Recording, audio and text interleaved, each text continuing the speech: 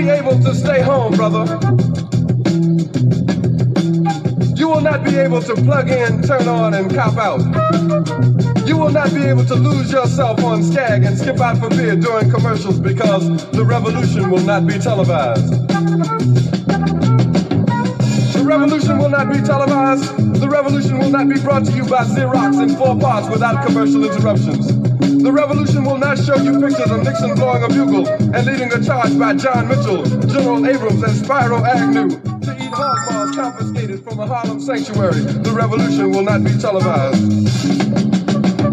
The revolution will not be brought to you by the Schaefer Award Theater and will not star Natalie Woods and Steve McQueen or Bullwinkle and Julia. The revolution will not give your mouth sex appeal. The revolution will not get rid of the nub. The revolution will not make you look 5 pounds thinner because the revolution will not be televised, brother. There will be no pictures of you and Willie Mae pushing that shopping cart down the block on the dead run or trying to slide that color TV into a stolen ambulance. NBC will not be able to predict the winner at 8:32 on report from 29 districts. The revolution will not be televised. There will be no pictures of pigs shooting down brothers on the instant replay. There will be no pictures of pigs shooting down brothers on the instant replay. There will be no pictures of Whitney Young being run out of Harlem on a rail with a brand new process. There will be no slow motion or still lights of Roy Wilkins strolling through Watts in a red, black, and green liberation jumpsuit that he has been saving for just the proper occasion. Green Acres, Beverly Hillbillies, and Hooterville Junction will no longer be so damn relevant, and women will not care if Dick finally got down with Jane on Search for Tomorrow, because black people will be in the street looking for a brighter day. The revolution will not be televised. There will be no highlights on the 11 o'clock news and no pictures of Harry armed women liberationists and Jackie Onassis blowing her nose. The theme song will not be written by Jim Webb or Francis Scott Key, nor sung by Glenn Campbell, Tom Jones, Johnny Cash, Engelbert Humperdinck, or The Rare Earth. The revolution will not be televised. The revolution will not be right back after a message about a white tornado, white lightning, or white people. You will not have to worry about a jump in your bedroom, the tiger in your tank, or the giant in your toilet bowl. The revolution will not go better with coke. The revolution will not fight germs that may cause bad breath. The revolution will put you in the driver's seat. The revolution will not be televised, will not be televised, will not be televised, will not be televised. The revolution will be no rerun, brothers. The revolution will be live.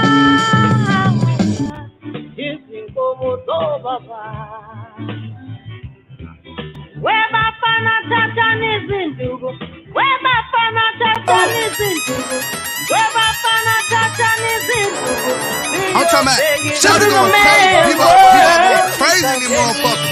Run that shit back, man.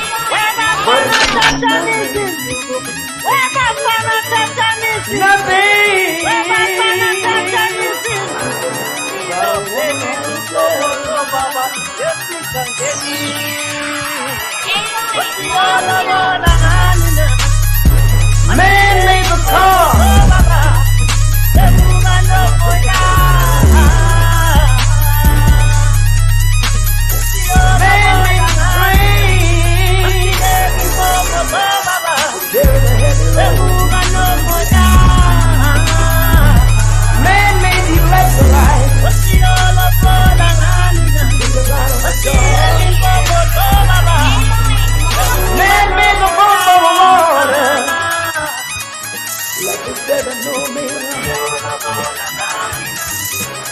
Man thinks about a little bit of baby girl and our baby boy,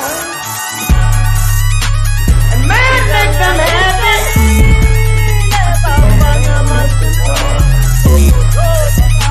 But after man make everything, you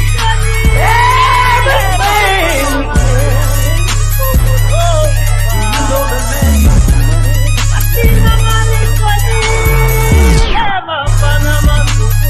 To buy from other men. This is a man's world.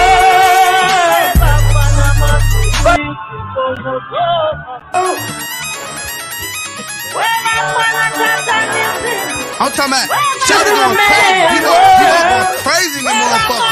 Run that shit back, man. Man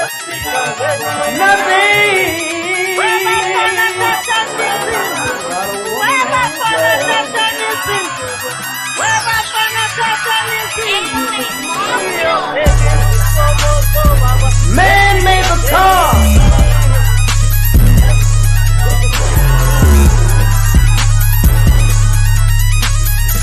Man made the train.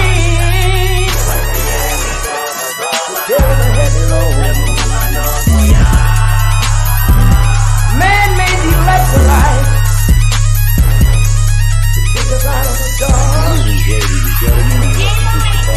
Man made the pump for the water. Tonight, we're discussing Black Empowerment Era. And this is episode 8. No, this is season 8, episode 39 of Shabaka'S Blacc Experienced Enhanced.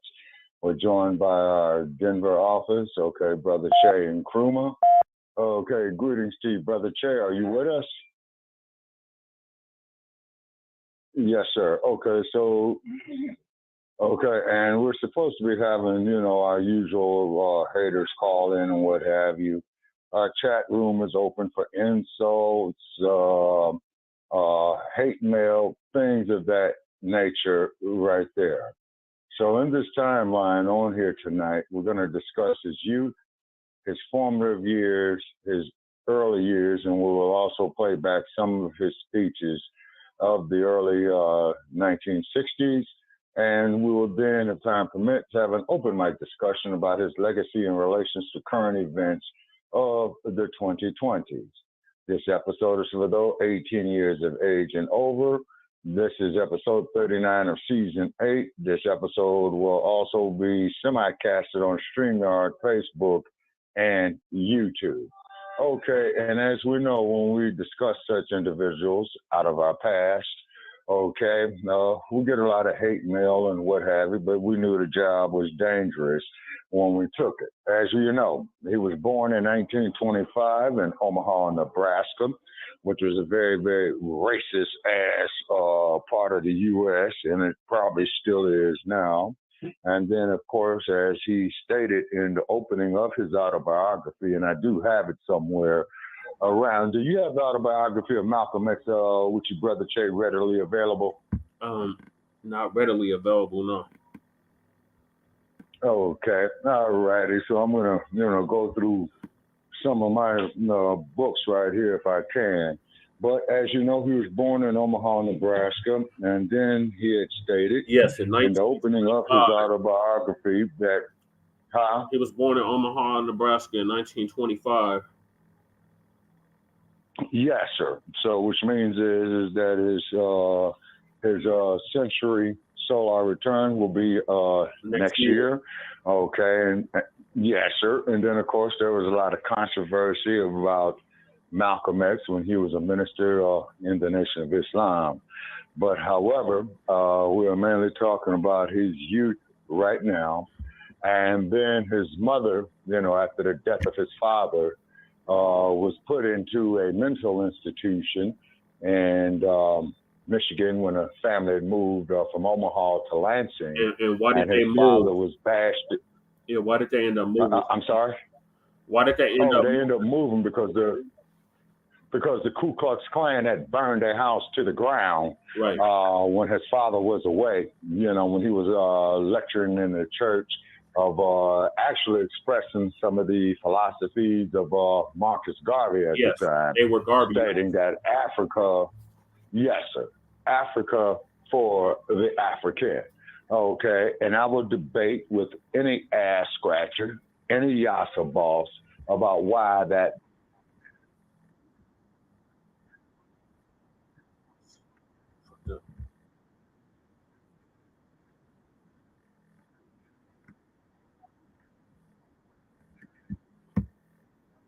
So Malcolm is that, well, you work good with your hands. Why don't you take up a trade, carpentry, metal work, or what have you? He says it's because you are a nigger, and a nigger don't become lawyers. Once again, his elementary school teacher told him is that you are a nigger, okay, and niggers do not become lawyers. After all, look what they did to Paul Robeson. He was a lawyer, you know, from Colgate University. Yep. You see what I mean? Okay. And then we invited, you know, some of our usual controversial guests. Okay. We did track down Sarge. He was issued orders to report here at 6 p.m. Pacific time, which would be 1800 hours. And he said that he would chime in, and Joe Gibson and what have you said that they will come in as well too. But however, if they come in, they're more than welcome. If they do not come in, we are still going to tell this truth. And anybody is welcome to call in if you disagree or agree with what we say. It's because we research our stories. I talk about what I've lived through. I saw Malcolm X speak, you know, as a youngster. So he really did, in fact, exist. Okay. So then we're going to talk about, you know, how he was traveling around the country, speaking on behalf of the Nation of Islam and what have you. And then, of course, we're going to mention. So let the viewers know, how did Malcolm X get hooked up with the Nation of Islam in the first place? Okay, because Malcolm was in prison and he was getting letters from his younger brother by the name of Reginald, okay? And Reginald had told him, whatever you do, Malcolm, don't eat any more pork. And Malcolm said, why?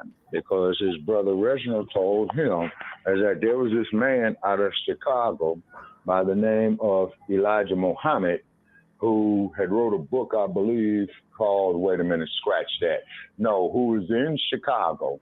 And he was referring to the white man as a blonde-haired, blue-eyed devil because of his mistreatment of our people on the plantation system during slavery and post-slavery. Now, we know, to you OTBs, that you do not like this truth, but we care and don't care, okay? Because you're not going to come on this platform and tell us about our history. Right. Period. Right, Shabaki. So understand? Okay, so I'm not yelling at you, Brother Paris, but I'm talking about those who are out here listening. Yes. And our chat room is open for hate mail, you know what I'm saying? So we welcome all our haters and what have you and whatnot. And then, of course, you got a lot of Trump sycophants out there, commonly referred to as kiss asses, you know, Uncle Tim Scott, Yassa Bosses, you know, homie kind of niggas like that. I hate to use that term. But, however, they do not like this truth. Also, too, Malcolm had told us then, way back then, is that this all-inclusive shit is an illusion. And it is bullshit. You see what I mean? Now, hopefully we're going to have those who are going to call in and talk about Malcolm traveling to Mecca, and we will discuss that also. We got 2 hours. Okay. So therefore, in his youth, after the death of his father, you know, his mother was committed to a mental institution, okay, because they told her that she was not capable of caring for her children. Now, the thing is that when Malcolm's father, the Reverend Earl Little, was murdered when he was ran over with by a streetcar that cut his body in half, plus he was bashed in the back of the head, okay, and I believe this happened in Lansing, Michigan. Okay, so therefore, when Malcolm's mother had filed for the insurance claim to take care of the children, she was told that her husband had committed suicide and that the insurance company was not going to pay the Little family for the loss of Reverend Earl Little. So as she is caring for her children, you know, she suffers a mental breakdown. And Malcolm was very, very sensitive about this. And he would even take offense, you know, people had made fun of his mother. Okay. So therefore, when Malcolm got to Boston, okay, he was a burglar, okay, and this is when he got arrested. Plus, Malcolm indulged in various narcotics. He had sold various narcotics. he was a numbers runner. He rose from dope fiend, dope peddler, pimp to become one of the most dynamic figures of the Black Revolutionary Era. The Civil Rights Movement had called Malcolm X a hater and a racist, and the minister simply referred to them as a bunch of Uncle Tom Negro leaders sitting at a lunch counter begging a white man for a cup of coffee. Now, in the year 1959, CBS News, or a correspondent who used to be with CBS News by the name of Mike Wallace, had made a production of a television film called The Hate That Hate Produced. And he has showed, you know, Minister Malcolm speaking, referring to Caucasians as blonde-haired, blue-eyed devils. Now, there was another minister, Minister Lewis X, a young man of the Boston Mosque, who had wrote a play called Orgina, or a Negro spelled backwards, where they were charging a white man of crimes against black folks, okay, and then you had an all-black jury that found him guilty of such atrocities. And it was Minister Lewis X who had wrote this play, and you know him currently today as Minister Louis Farrakhan. Yep. Okay, now, as Malcolm was lecturing in New York at Mosque number 7, okay, a longtime friend of his who had came in to the mosque to see Malcolm speak, and that there was his friend who he went to jail with, Shorty, okay? And then he tried to convert Shorty to become a member of the Nation of Islam, and Shorty had told him no. Okay, so the minister was traveling all across the nation. This is a man of no formal education who was openly debating with college professors, going to such places as the University of California at Berkeley. I also believe that he had spoke at Harvard. Okay, and I don't know, Brother Che, if you could pull up some facts, because a lot of what I'm discussing is from memory. He spoke at Cornell. Okay, and it's a long list. I have to pull it all up. All the schools he spoke at. Okay. He spoke at several. Okay, but I do know the major ones that he spoke at was in fact UC Berkeley. Yeah. And then when he spoke at UC Berkeley, there was a young man who went there and attended these speeches, and we will mention him later on, who was inspired to form his organization that I'm quite sure that those who are scholarly in Black studies would know who I'm talking about, but later on down the line, we would mention him as well. Brother L, if you could call in, that would be great. He's asking for the StreamYard link. I don't think he can hear him on the StreamYard, though. I'm sorry, brother. Okay, but it'll be better. It would be better if he had... will call in. Brother L, can you just call in? The number's 516-418-5996, and give us your thoughts on Malcolm X. Yes, sir. And appreciate that, the gentleman, checking us out. And also, toward the end of today's show, ladies and gentlemen, we're going to discuss that the mayor of New York, Eric Adams, is going to revoke P. Diddy's key to the city. And also, we're going to discuss Malcolm's legacy on today's youth. Okay, is because all we got is each other, Black family. Message to the grassroots. Yes, sir. And if you have the autobiography in front of you, Brother Che, feel free at any time, to quote, some of Malcolm's experiences and comments. Okay. And we're connecting to the chat room. Okay. Shabaka, can you... And generally... how Malcolm X initially was diametrically opposed to what Martin Luther King was doing with the nonviolence Yes, sir. Yes, sir. Okay, that is because Minister Malcolm, when he would speak in the early years up in Harlem, Dr. King was going out there, we shall overcome. This is also, too, at the time where the fire departments of Birmingham, Montgomery, Raleigh, North Carolina, they would simply turn fire hoses on our people who were marching peacefully for civil rights. Okay.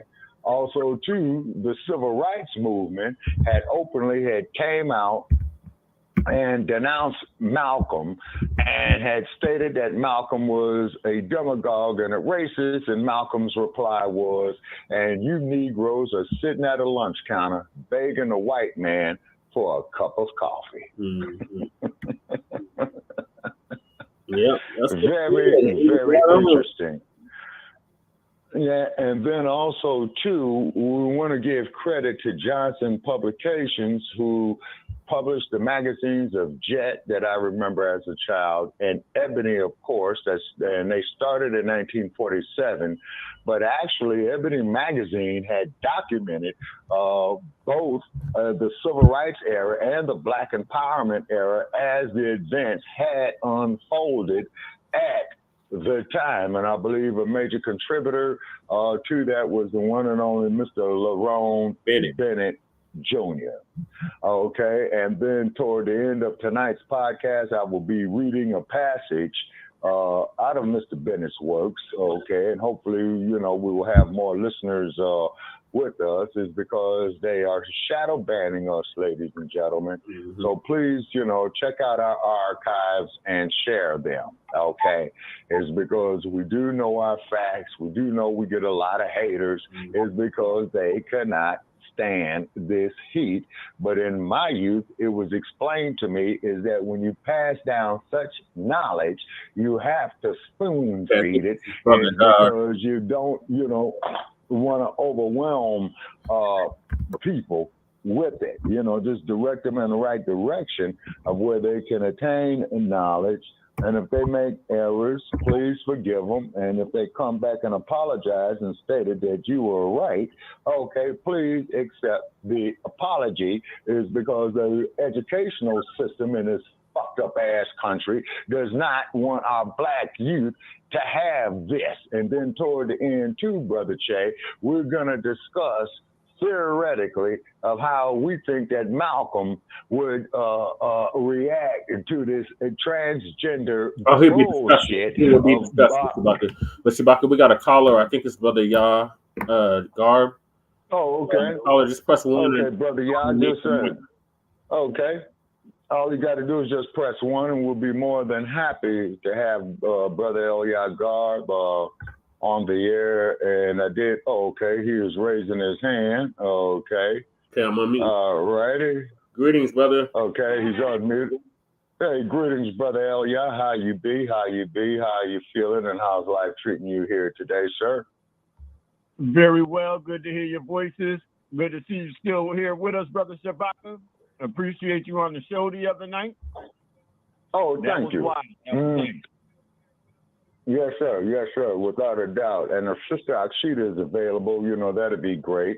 Okay. And at the point of where we're discussing Malcolm X right now, Brother Elia is in his early years of where he had went to prison, and his brother, Reginald, was sending him letters, discussing, the Nation of Islam and Mr. Muhammad, and had told Malcolm while he was in the slammer, whatever you do, do not eat any more pork.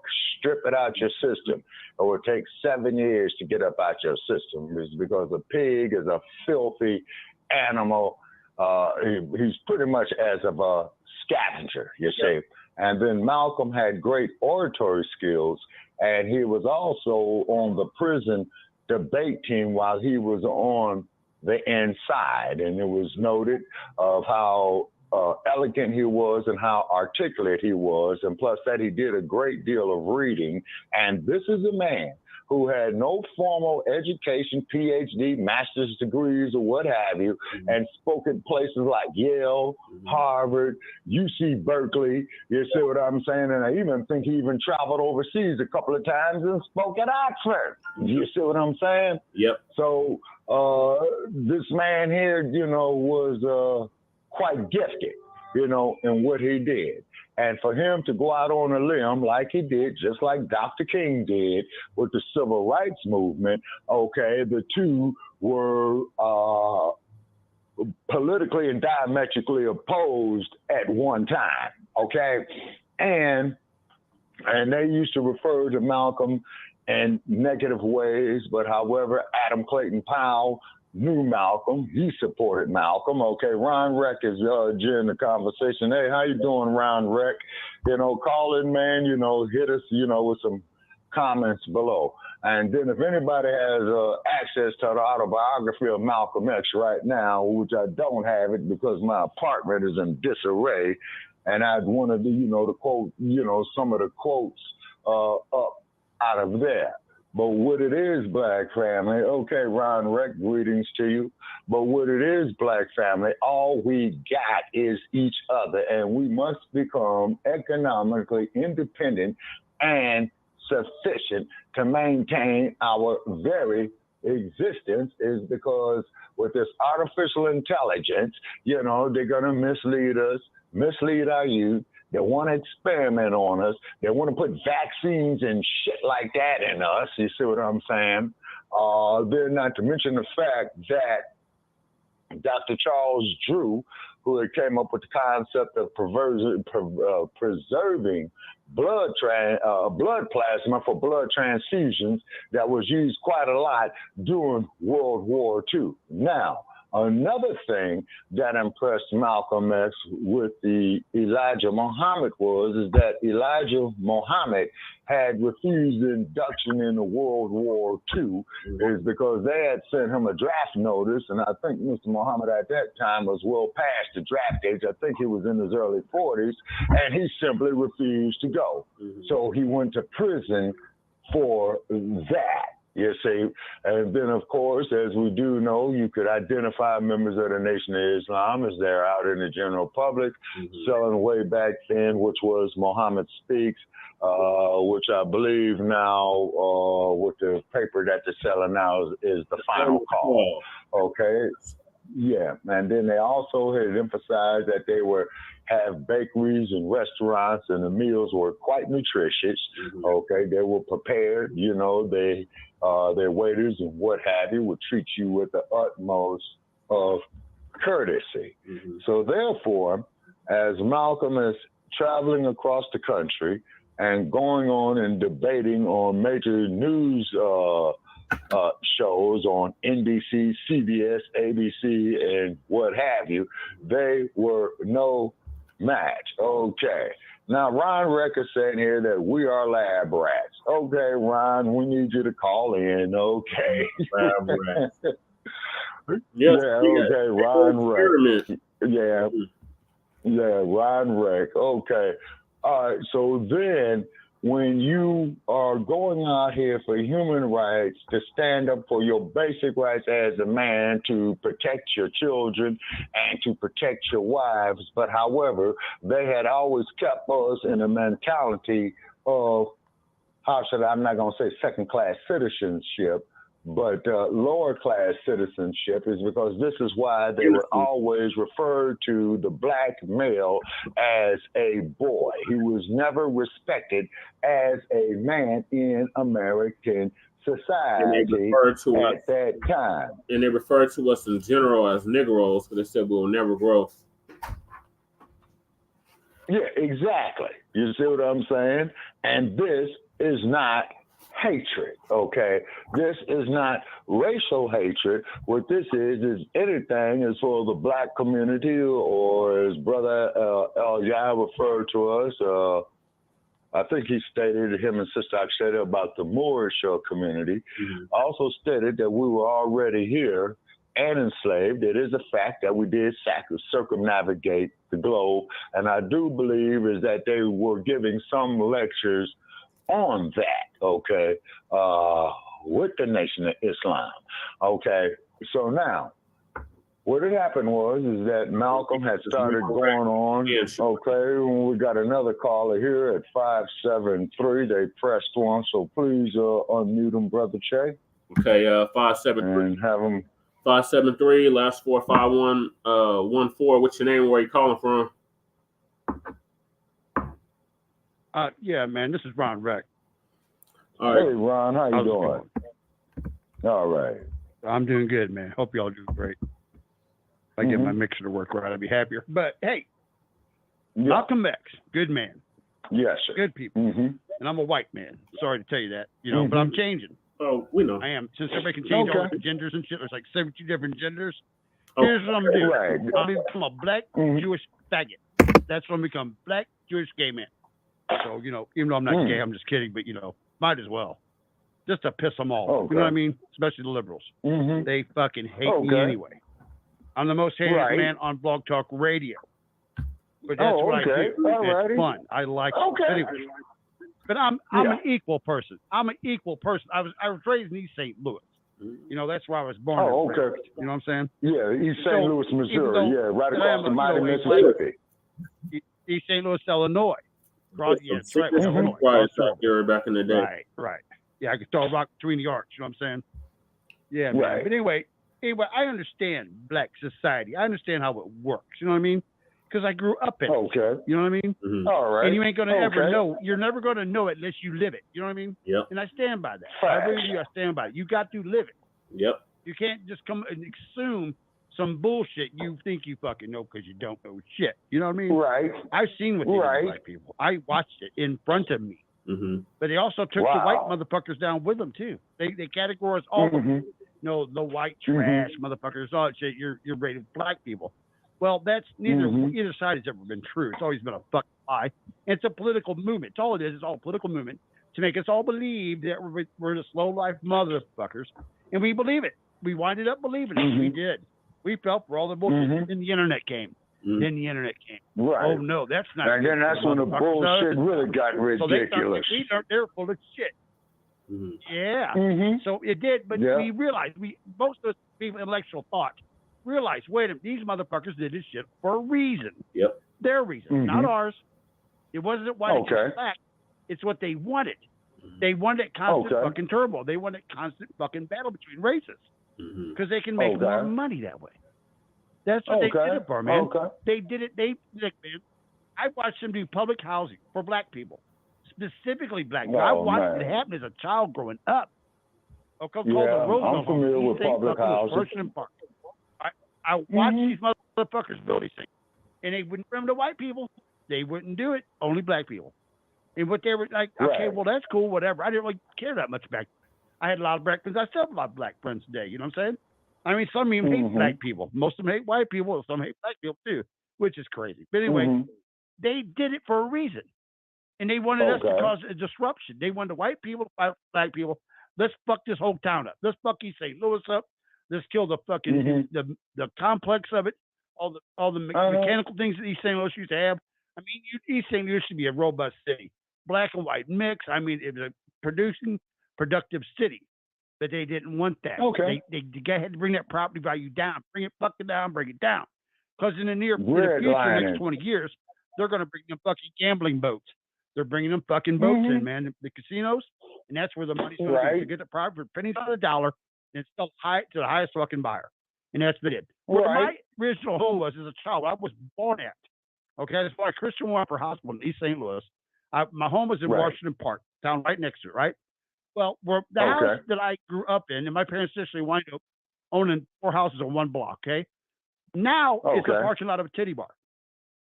Just to let you know. That's what happened to my house, my childhood home. It's a titty bar parking lot. Sounds like Sin City. So they used it. Yeah, but they used us. Yeah, he's talking about East St. Louis, Brother Che, which is in Illinois. Right. It's right across the bridge when you cross the Mississippi when you go by the Gateway Arc.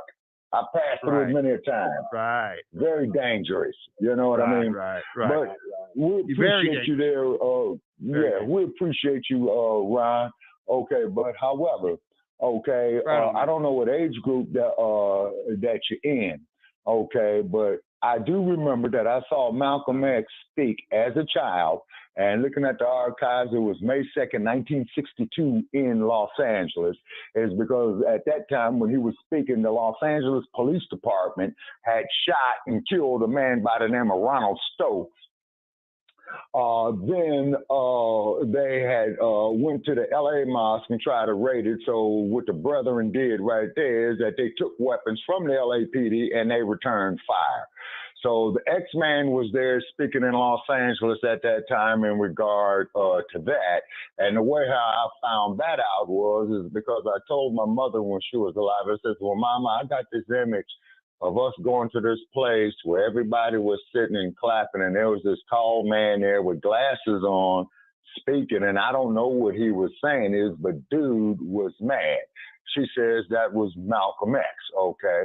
And I pulled up the speech on YouTube, as I told Brother Parrish, or Brother Che and Kruma, our co-host and co-executive producer, is that I remember him standing on the stage, and then there was a window by the stage where the sun was real bright coming through it. That's what I remember. So I played it back, okay? And this is when the minister was speaking of, well, who taught you to hate? Okay, wait a minute. Who taught you to hate the color of your skin? Who taught you to hate the shape of your nose and the texture of your hair? Who taught you to hate yourself so bad that you want to go out there and straighten your hair and be just like the white man? No, before you say that Mr. Muhammad is teaching hate, then you got to ask yourself, who taught you to hate the things that God has given you? Man, everybody went off into utter applause about it. But he was a controversial figure. There were a lot of people who were coming into the Nation of Islam, mainly the ones who got up out of prison. A lot of the men folk, were former hustlers, thugs, pimps, dope users, dope pushers. A lot of the women who came into the Nation of Islam, a lot of them were a lot of former prostitutes, gang runners, drug addicts themselves. You see what I mean? And then I do recall that they would always refer to you as sir and ma'am. Okay. So the X-Man, was speaking, out of Harlem, mainly where he was based out of. And then, of course, we do know the young minister, Louis X, who spoke out of the Boston Mosque, and we know him today as Louis Farrakhan. Now, as we move on, that during this time in the early 1960s, that there was a young heavyweight contender who was coming up through the ranks, who was reciting poetry, stating that they all must fall in the round that I call. And then on to February 25th of 1964, he defeated Sonny Liston, and he became the heavyweight champion of the world in Miami, Florida. And I do believe the actress by the name of Regina King had produced a film called One Night in Miami. And of course, this was the date, that the young man had became the heavyweight champion. And then he had stated the very next day at the press conference is that from this day forward, he will be known as Muhammad Ali. He had also introduced his new manager by the name of Herbert Muhammad, who was the son of Elijah Muhammad. And then, of course, we all know the story on him. Okay, but as Malcolm had traveled the world, he met with Gamal Abdel Nasser of Egypt. He met, I do believe he did meet with Jomo Kenyatta. Okay, and keep in mind, folks, I'm doing this here from memory. And if Brother Che, if you got notes in front of you or access, to the biography or the autobiography of the X-Man, please correct me if and when I'm wrong, is because what happens when you get off up into my age group, you forget a lot of shit. You know what I'm saying? Okay, I see Ron Reck has dropped. Okay. All right, Ron, thank you for calling in. Okay, and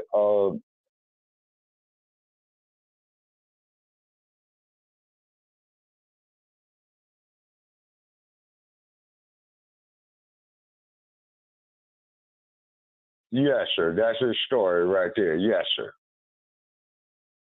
And that is the same Alex Haley that wrote Roots as well, too, years later.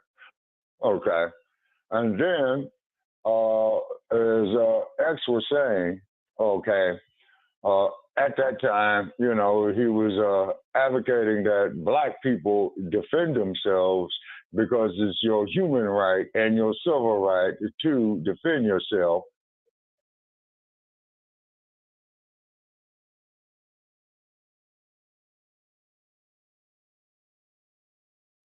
Okay, it was the one, oh man, okay, it was the one about how it's in the beginning, when they burned down his house, when his father was not at home, and this would be about 1932, I think. You see what I mean?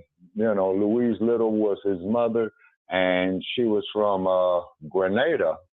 And his father was dark-skinned and his mother was light-skinned. And as you know, Malcolm X was a light-skinned Black man with red hair, and they referred to him as Detroit Red when he went to Harlem. And then the X-Man does describe in his autobiography about the violation of the Black woman on the plantation system. And once again, this is not hatred. These are merely facts. And I see Sarge is AWOL tonight, okay? And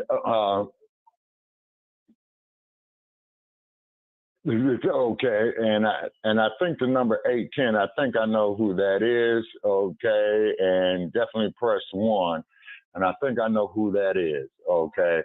All righty, but however, the fact, I'm sorry?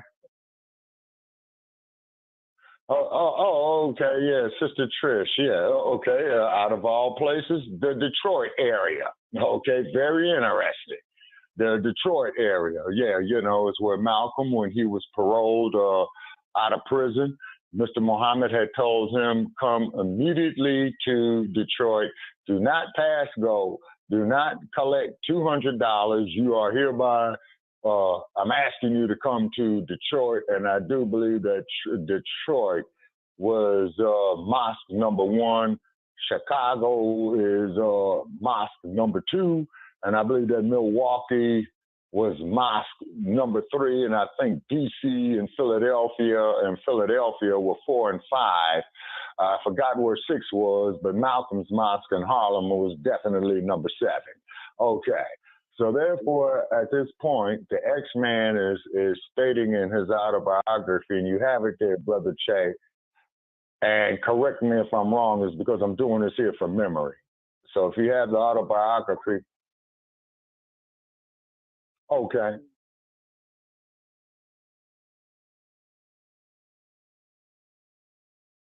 Right.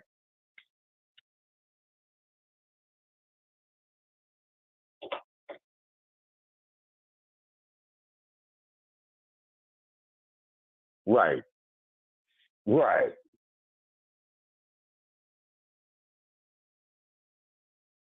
Right. Right.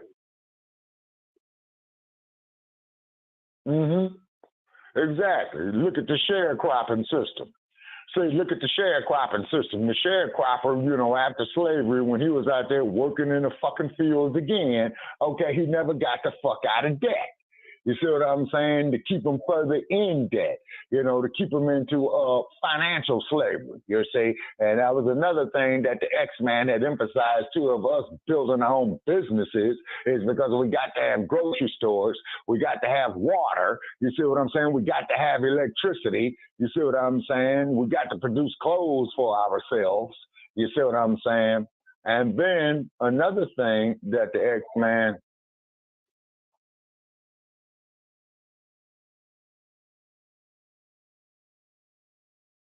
right. And then if you could read that part, Brother Paris, of where his dad was killed and what had happened to his mother in regard to they had committed her to a mental institution in Michigan because they stated that she was not able to care for her children. So they parceled out, Malcolm and his brothers and stuff like that to various foster homes. Okay, so please read that, sir.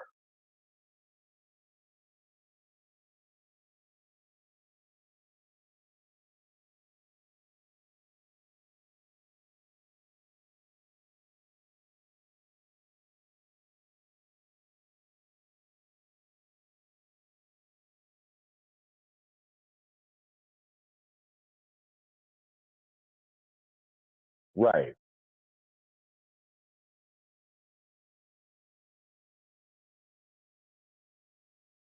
Mm-hmm.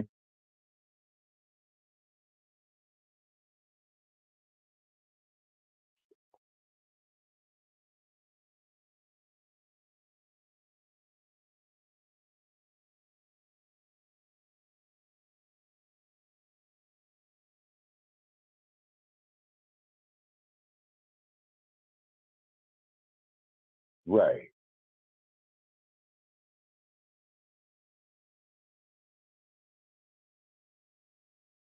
Mm-hmm.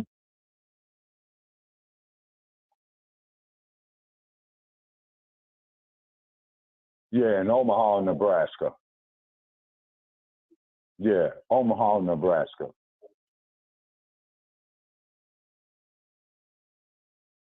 Right.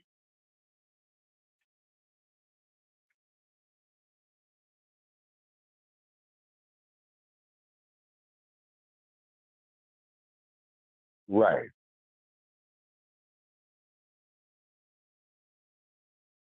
Right.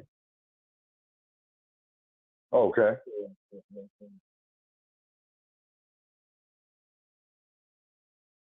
Right. Right. Right.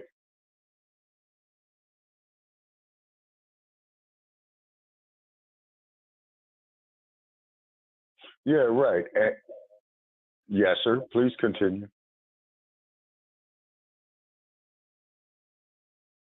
Yes, sir.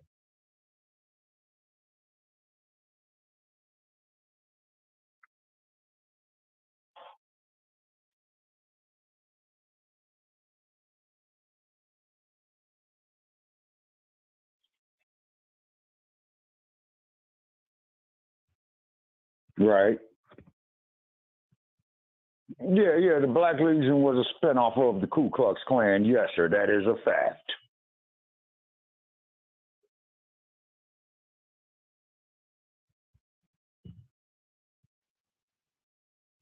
Mm-hmm.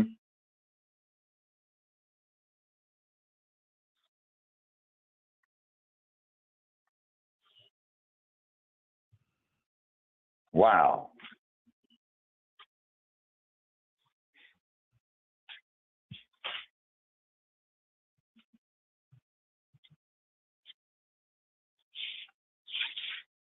Mm-hmm. Mm.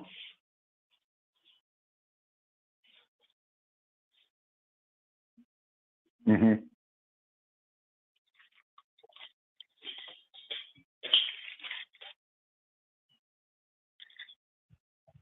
Mm-hmm.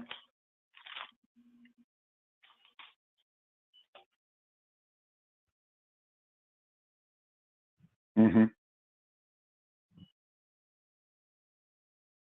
Mm-hmm.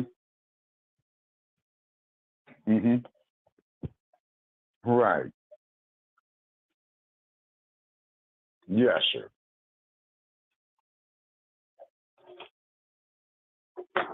Right. Okay, we have an unknown caller who called in. Okay, just press one and we'll be happy to have you on the air. You know what I'm saying? I do believe we have Sister Trish in our chat room. Very, very knowledgeable sister, you know what I'm saying, who is out of the Detroit area. Okay, all righty, okay. Okay, we got the unknown caller. He had his hand up. His mic is on. And who is this calling, please? Well, I'd like to know that I have called in despite the fact, excuse me, I'm preparing myself for my most solemn day of the year, Memorial Day. And okay. I'd like to know that that I am prepared to engage with you, come hell or high water, no matter what you say that may be untrue, erroneous, or misleading.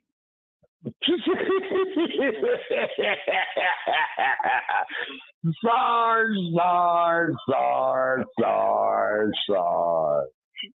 Okay, so in other words, Sarge, you thinking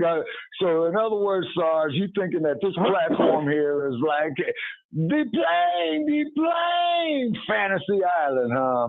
Yeah. No, I didn't say that. Sarge. I didn't say that. I said whatever you may say that is erroneous, distorted, or misleading. I didn't say that everything you say is, did I? And remember now, Sarge, look, every word Sarge uses is meaningful. I don't use superfluous language. So listen carefully to everything I say. Everything is a meaning. Okay. All right. Well, Sarge, we're at the point in the autobiography of Malcolm X, where he's in Omaha, Nebraska, and his parents, are having marital problems is because the Reverend Earl Little was a Garveyite, as you know, Sarge. And he was always on the lecture circuit, you see what I'm saying, preaching Garveyism, and then also, too, that Mr. Little himself was threatened when the Ku Klux Klan come up there to his house. And what Mr. Little simply did is that he's got his 38, he locked and loaded, and he started busting some cats at these tricks, and they took their pointed, hooded asses and ran away like the fucking cowards that they are. Yeah. Excuse me, folks, I don't mean to get so excited. They felt about them uppity troublemakers like him, so they had to go after him. And I just appreciated the way how the man returned fire, Sarge, just like what the Deacons of Defense did in North Carolina, is because it is your human right and your God-given right to maintain your existence. The day of the ass scratcher and the Yassa boss is over. This is why we are paying tribute to this great man who told us this here over 60 years ago. You see what I mean? Now. And that is why, by the way, I just have to remind you, conservatives like me have always advocated for you to have the inalienable right to do precisely that in your right to keep and bear arms, because it is a universal, human, inalienable right that we strive to pretend, and the liberals and the demon rats strive to deprive you of it. Okay, Sarge, you'll get no argument from me. Now, God, you... Okay, whoa, hold on, Brother Che, but Sarge,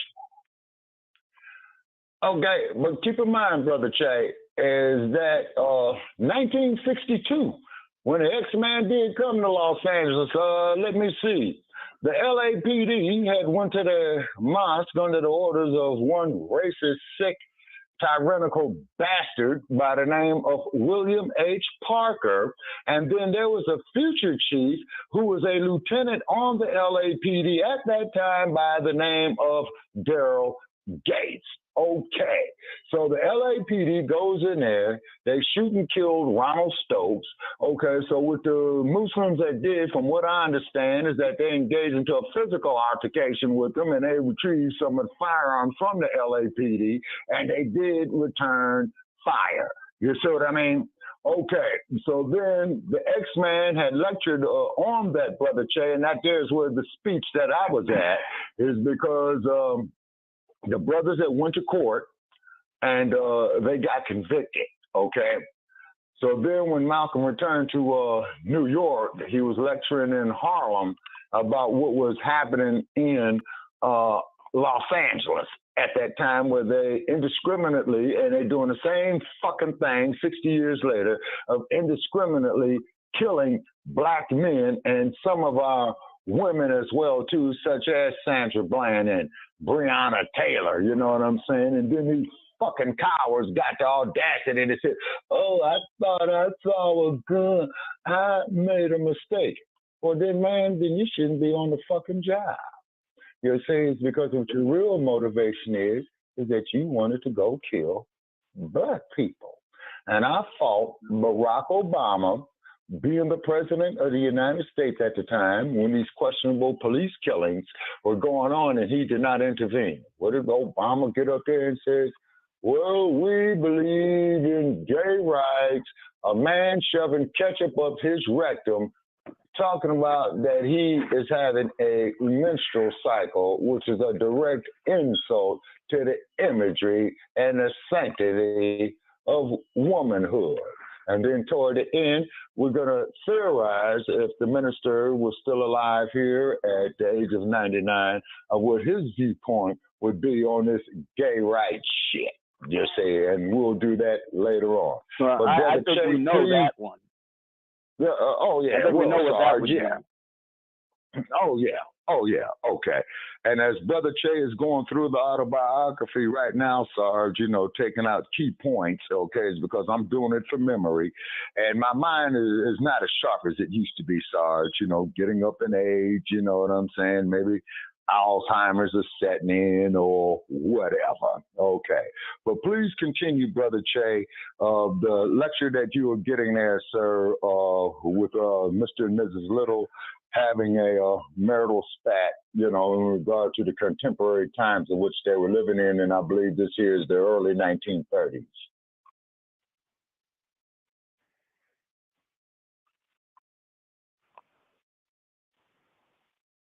Okay.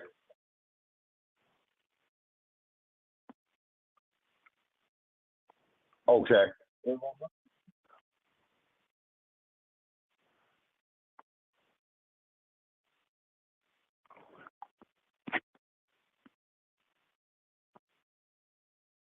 Mhm. Mhm.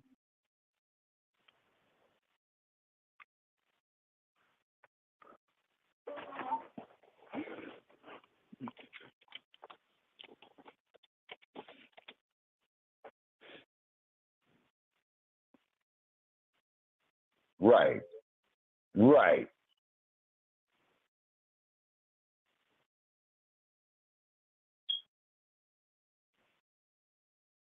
Right.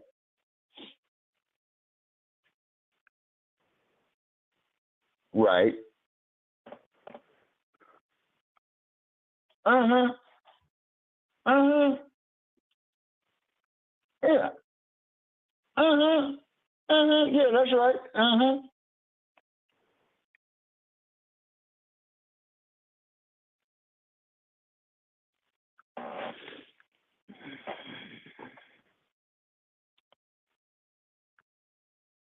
Mhm. Mhm. Mhm.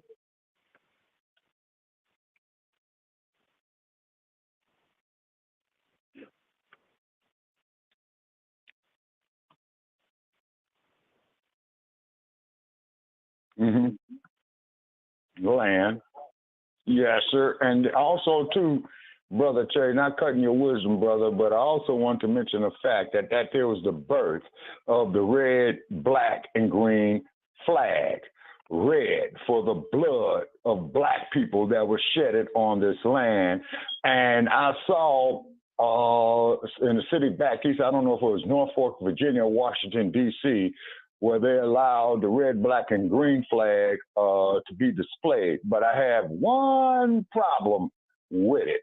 They put it up underneath the American flag, which I considered a great fucking insult, is because the RBG flag should fly on its own pole higher than the American flag. Understand?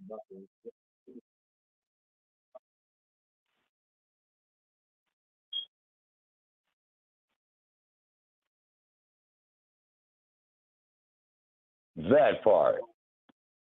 Yes, sir. Okay. Well, Shabaka, you do remember how Stanley Crouch, the great critic and jazz critic and a general cultural critic, said about Malcolm X? Remember what his most famous quote depicting Malcolm X was? Which was? He said he is the chief black heckler of the civil rights movement.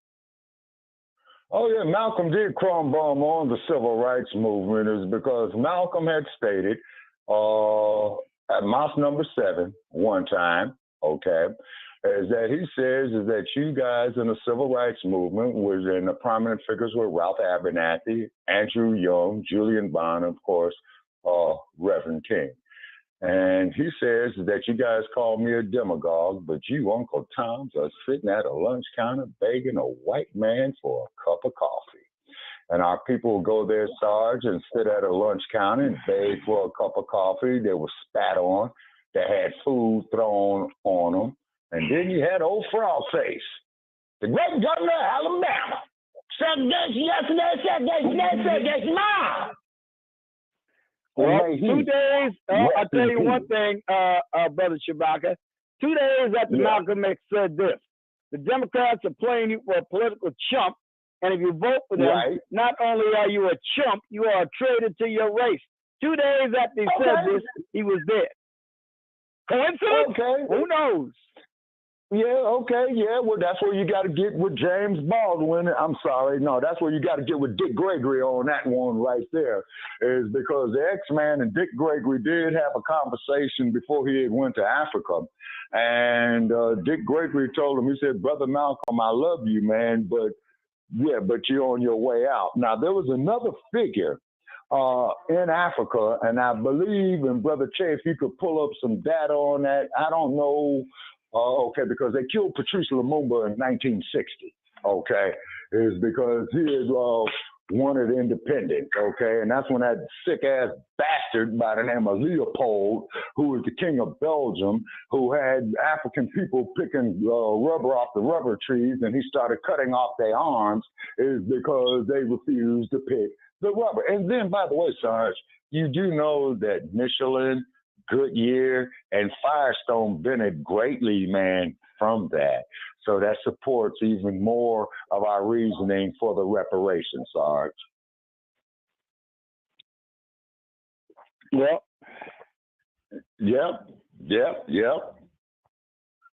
Yes, sir.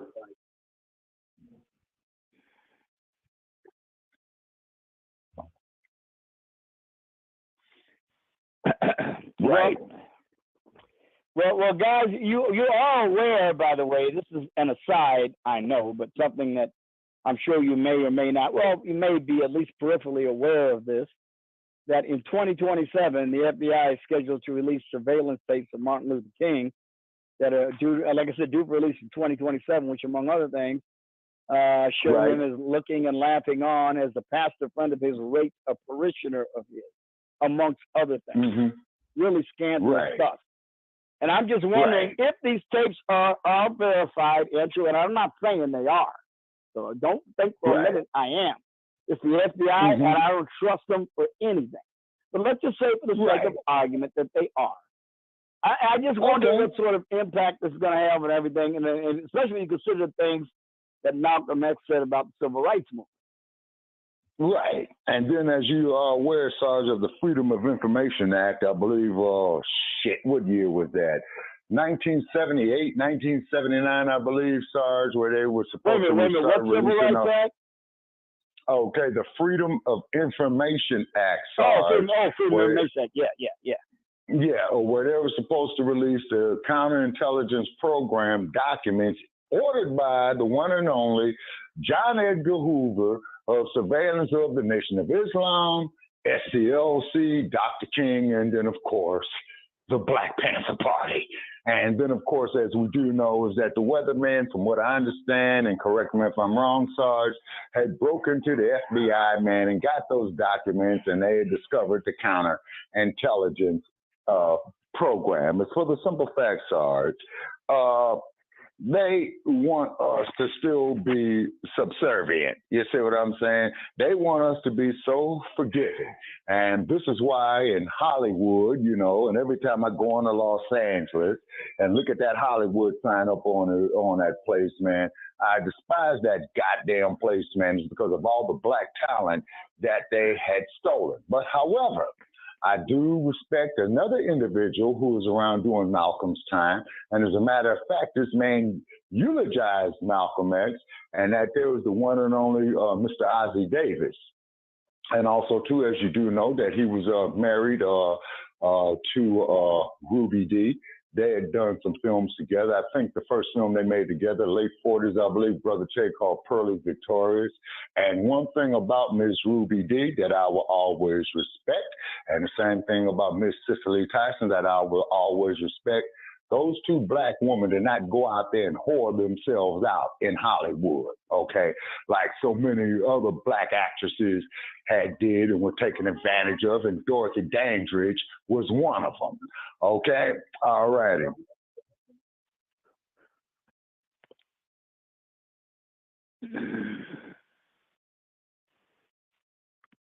Who's great-grandma?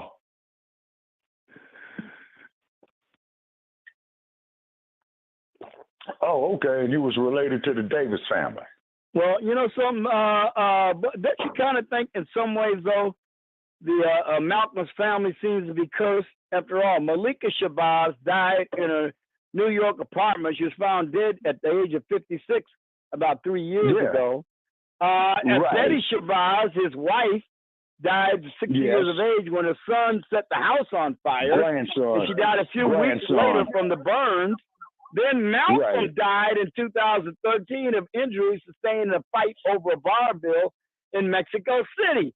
So you got to wonder, it seems that this family was pretty cursed after his assassination. Okay, well, what it is, though, Sarge, I don't think that the family was cursed. I believe is that the family was targeted, just like Dr. King's family, by covert operations. Period. Oh, wait a minute. So you're saying that they got to Betty Shabazz's son, they got to and caused him to set his mama on fire? No, I'm not talking about his grandson, Sarge. I'm talking about with his grandson, Malcolm, who was killed in Mexico. Also, too, with his daughter ODing in her apartment. Okay, now, Malika. I believe that was Malika. Who got his second baby. But his oldest baby, Attila, okay, who looks just like her father, okay, and, you know, she keeps a low profile because I saw her on YouTube videos that the family now pretty much keeps a very, very low profile and what have you. But, of course, you know, they appreciate those of us that do remember her father's legacy. Okay, I see we got another caller right here. Feel free to call in and press 1. And you know who we should have got on here tonight too, Brother Che, is the Elder McChesnick. Yeah, we should have got the Elder McChesnick on here with us. Maybe we could probably get him for Grand Rising, man, and do a part 2 on this, you know what I mean? And what have you. Yeah, you see. And then, of course, we are telling our callers, you know, I'm not the most perfect individual. You know, I'm a little bit brain dead myself due to age, and correct me on anything that I'm wrong. And I see Tave has joined our conversation. Okay, we got a caller here out of 907. We're on mute named Mike. Okay, greetings, caller 907, last 3091. Welcome to Shabaka'S Blacc Experience Enhanced. And what's on your mind, and what's your name, and where you calling from? Hi, Shabaka. This is Boyd. We've talked before. I'm from Alaska. Okay, how you doing, Boyd? Okay. All right, the Alaskan. Yeah, I'm the Alaskan. I'm doing pretty good. I got in here late. So I'm not sure where the conversation is going. So I'm just going to sit back right at the moment and listen, because I don't have nothing constructive to say yet. Okay, all right, I'll bring you up to speed. Okay, so we're speaking of Malcolm X, and we're on the part, you know, where his family's home was burned down in Omaha, Nebraska, shortly before his birth, is because the individuals in that community did not like the Reverend Earl Little's speeches and philosophies on being a Garveyite. Okay, and I'm sure that you are familiar with Marcus Garvey, who stated Africa for the African. And keep in mind that the United Negro Improvement Association had over 8 million followers. Now, keep in mind, they had over 8 million followers. This is before the internet.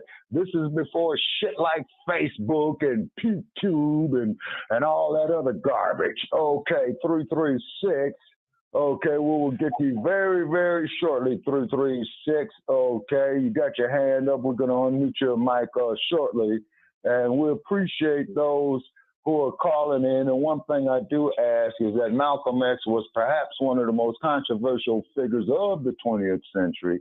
If we disagree, please let us disagree agreeably. Okay, now we got the one and only Sarge. Now, Sarge, you're pretty tough right there. You're kind of like my Joe Frazier compared to Ali. And keep in mind, a bum like me is not comparing himself to Ali. You know what I'm saying? Okay, so we're going to unmute 336, last 3644. Okay. Yep. This is Joe with Shabazz. Yeah. Okay. Welcome, Joe. How you doing? Okay, we got Sarge in with us. We have the Alaskan in here with us.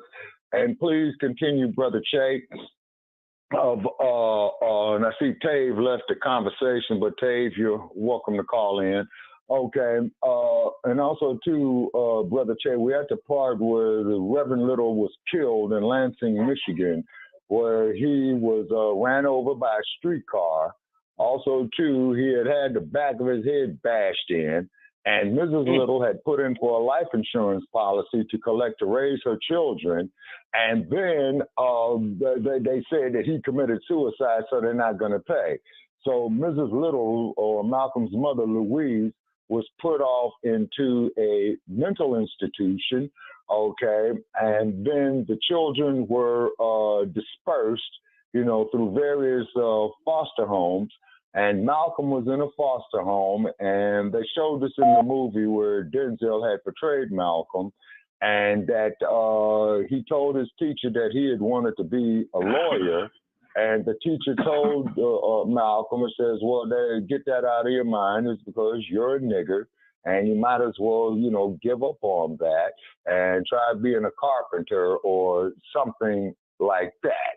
And of course, as we do know, the one and only Dr. Paul Robeson, who was a star athlete, who was a movie actor as well, too. He had stated such things as that he was a lawyer and that they was hitting him with the McCarthy, the guy who led the Senate inquiry into people being communists and stuff like that in the 1950s, that is commonly referred to as the Red Scare. Okay, ladies and gentlemen, we appreciate all our listeners and what have you. At times we do disagree. I do ask that if we do disagree, let us disagree agreeably. Now, Sarge, you got that napkin holder device, man. You're kind of dangerous on here, Sarge. You know what I mean?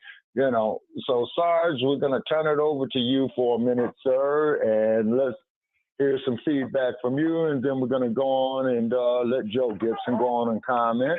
Okay, Sarge, you have the floor, Sarge. Well, you know me, Shabaka, I'm a firm believer in the old adage, if you want peace, prepare for war. But look, I don't fancy myself as a Malcolm X scholar. I do believe I am more familiar with his history and his legacy than most people, because I've always found him to be a fascinating individual, a man who literally radiated charisma. I mean, it was impossible to ignore him when he held a stage and was holding forth on his views. So as a result of what I saw, even if I didn't agree with it, I'd admit he was the most compelling speaker and a man who certainly commanded attention wherever he went. And I guess I'd like to speak to the fact his remarkable journey through life, from a penny-ante thug and hustler, a corrections inmate, autodidactic, self-taught man in jail, who came out of jail inspired by the teachings of another prison acquaintance who acquainted him with the Nation of Islam, and the teachings of the Honorable Elijah Muhammad, and the discipline that he attained, and his ability to communicate those views to others is simply an amazing story in itself, to say nothing of his ascension and rise through the ranks of the Nation of Islam as a spokesman and public teacher. And then you factor that into his appearance on the national stage, and then the fact that he had this break with Elijah Muhammad, because he, no matter what you can say, once he attained his spiritual path in his teachings for the Nation of Islam, he was a man of utter integrity and character. And he believed that you had to be absolutely faithful to the tenets of the Nation of Islam, and he saw its leader was anything but that. So he had the break with Islam. You're speaking for yourself on that one. Okay, do let me make this perfectly clear. Well, that's what Malcolm X thought. You're speaking for thought. yourself. Okay, all right. Well, you're speaking for yourself on that there, Sarge. Please continue. You know what I mean? Let me put it this way. Continue. Malcolm X more or less publicly indicated that he believed that, whether it's true or not. So anyway, he had the break, and there's no doubt about the break with the Nation of Islam. And then he went on to form the Organization of African Unity, and he obtained this internationalist outlook on race relations. He no longer considered the teachings of Dr. Yaqub, the islet of Patmos, and the fact that the white race was a mutated hybrid species obtained by grafting genetic specimens in Dr. Yaqub's laboratory on the island of Patmos. He gave up all that nonsense, and he obtained and he then obtained an internationalist ecumenical outlook on religion and people in general. And I think that is one of the most remarkable journeys I have ever seen in American public life. Okay, and then also too, he did meet with Kwame Nkrumah. Yeah, sure, brothers. Yeah.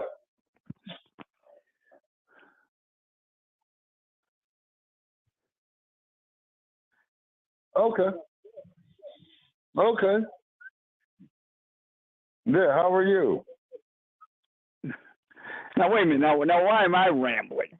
You think that was a rambling exposition there, brother Shabaka'S? No. Oh, you think I think it was remarkably focused? I don't think it was rambling at all. I mean, you might disagree with it, but rambling is hardly how I would characterize it.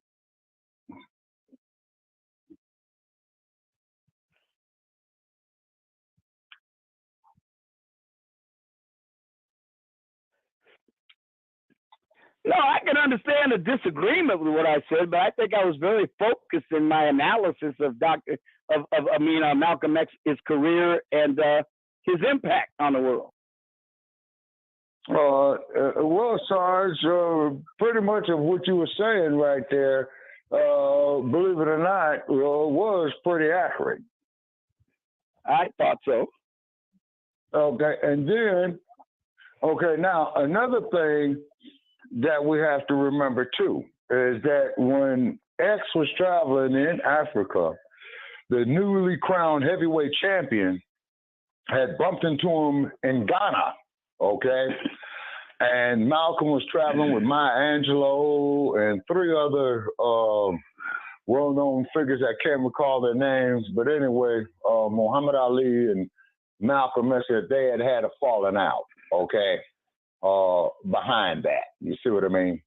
Is because as Elder McChesnick had told us a couple of years ago on there when we had spoke about that, is that Muhammad Ali had went to the Nation of Islam to protect his boxing career, you see, and then just pull up the archives on that, you see. But the thing is, though, is that I found so interesting is that toward the end, when Dr. King, toward the end of his life, and I guess because, let me make sure I got it right. Martin Luther King was assassinated April 4th, 1968. Malcolm X was assassinated February 21st, 1965. So 3 years early before Dr. King, the X-Man, was assassinated. And the irony of it, of both these individuals, that both of them died at the age of 39. Neither man saw 40. Right. Believe it or not. Neither man saw 40. You see what I'm saying? And then there was a book that I read by James H. Cone called Martin, Malcolm, and America.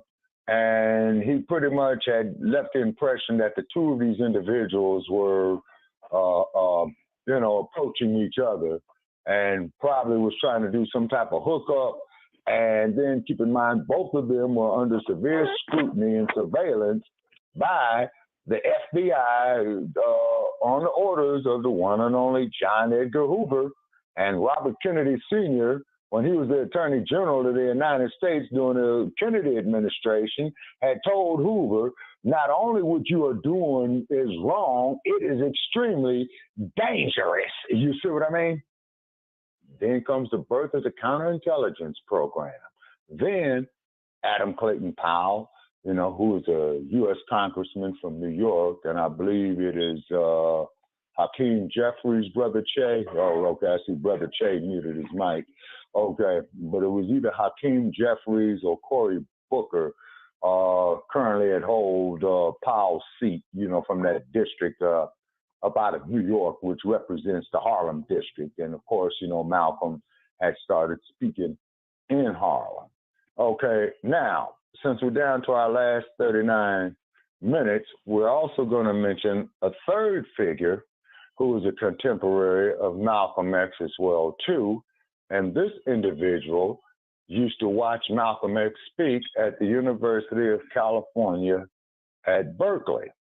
And him and an associate of his by the name of Bobby Seale had put together a 10-point program. And these were the guys that formed the Black Panther Party for self-defense. Okay. J. Edgar Hoover had immediately declared them public enemy number one when they exercised their constitutional rights by going into Sacramento to go on the floor of the state assembly to protest the Mulford Act, of which was being drafted up, which would prevent anybody from carrying a firearm in public. And then you had an old senile bastard with special effects of crazy glue and Grisha formula, who became the 40th president. And at that time, he was the governor of California, and his name was Ronald Reagan. Okay, so therefore, the crux of the story, people, as long as we, as Black people, are going out here, or as Brother El Garb says, Moors, or what have you, as long as we're going out here killing each other, our women out here in Las Vegas and Hollywood projecting whoredom, our men folk projecting self-hatred and about killing each other and going around wearing women's clothes and things of this nature here, then we're okay. But as soon as you come up with guys like Shabaka'S and Corey, Shane Krumer, Jay Dizzle, Irritated Genie, that speaks out against this nonsense and this debauchery, well, you guys are Black racists. There's no such thing as a Black racist in the United States of America. Why? Because we control no police departments. We control no technological firms like they got over there in Silicon Valley. We don't have no control over no social media. We have no control over mainstream media. And then when I look at this bullshit on Fox News and Gutfeld and all that, and yeah, Gutfeld, you're a punk. I'm calling you that. You're a punk, Gutfeld.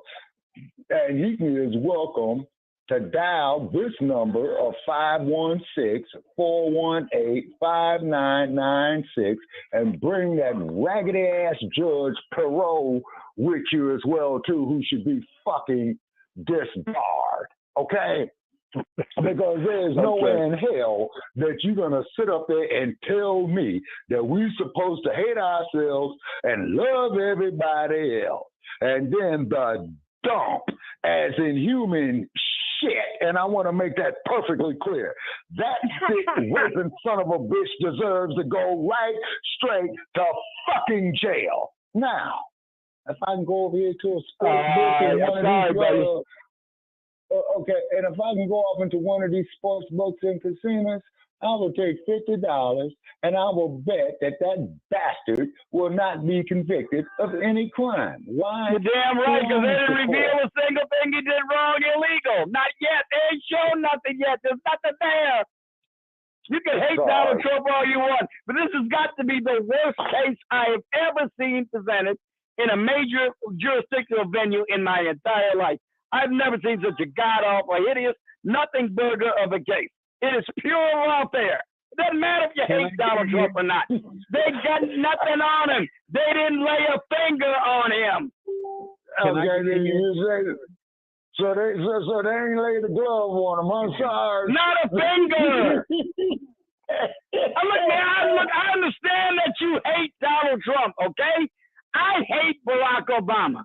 But if they'd have brought a case like this against Barack Obama, if they had brought a case like this against Barack Obama, I would have laughed whoever brought it against him out of the courtroom.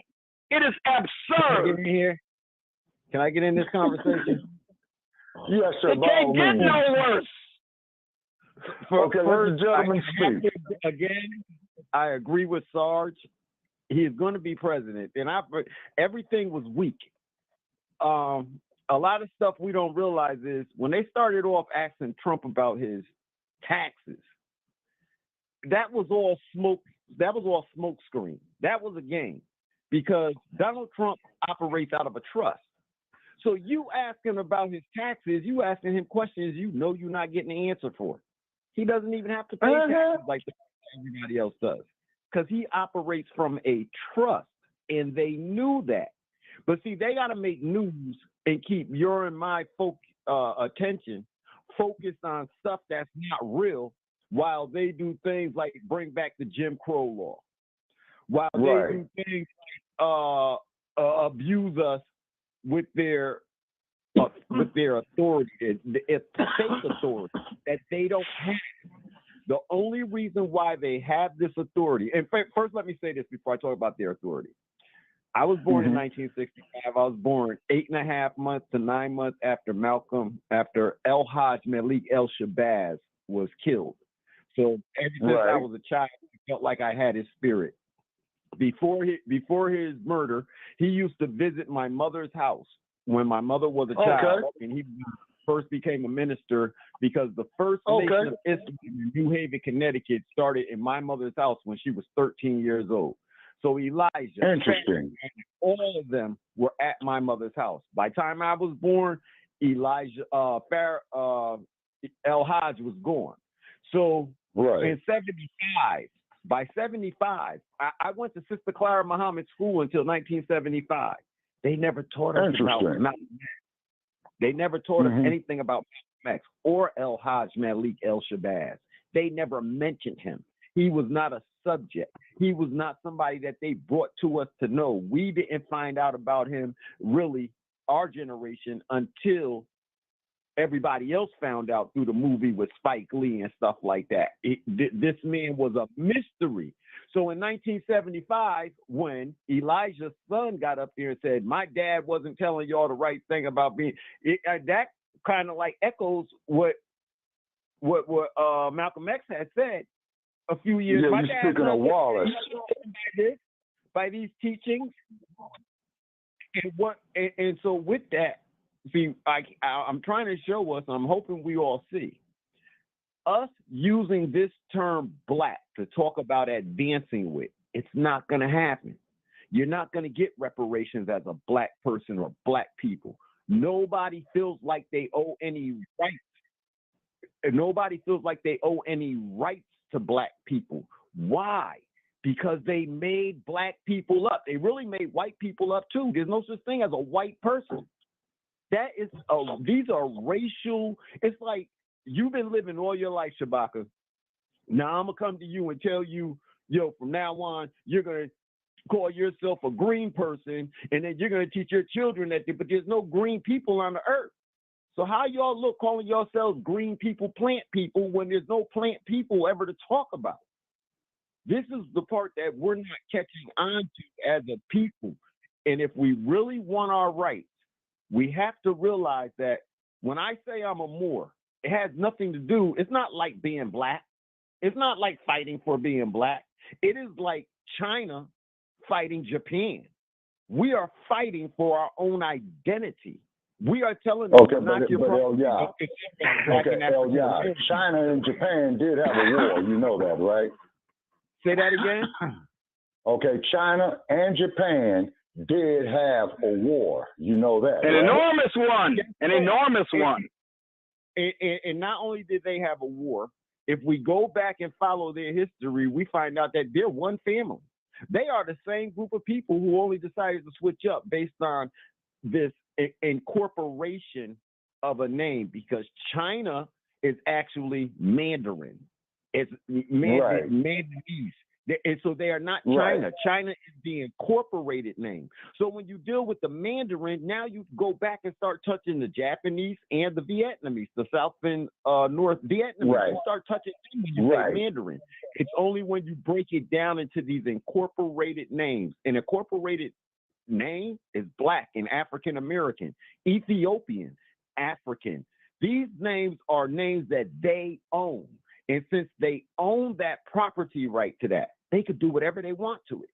That's why you and I keep getting abused. Nobody's ever come to our defense. Nobody has spoke up for us, because we are not saying like we're a family, we're a nation. We're just a group of people on the earth. Well, where that group of people come from, that makes them interlopers. If they can't say honestly where they came from and show where they came from, and they're over here claiming, they can't claim no land. They're not from here. But you and I are from everywhere. We're from England, we're from Russia, we're from Germany, we're from Italy, we're from Spain, we're from, am I naming all European countries right now? Because this is where we are from. Yes, sir, you are. And I got a comment on that there, Elia, but go ahead, please continue your point, sir. So as we go to the south of that, then we're from Akubulan, we're from India, we're from Pakistan, we are. And see, we have to connect, we're from Arabia, we have to connect ourselves back to our ancestors outside of this system that they put together to abuse us. And all we have to do really is study the law. It's not their law.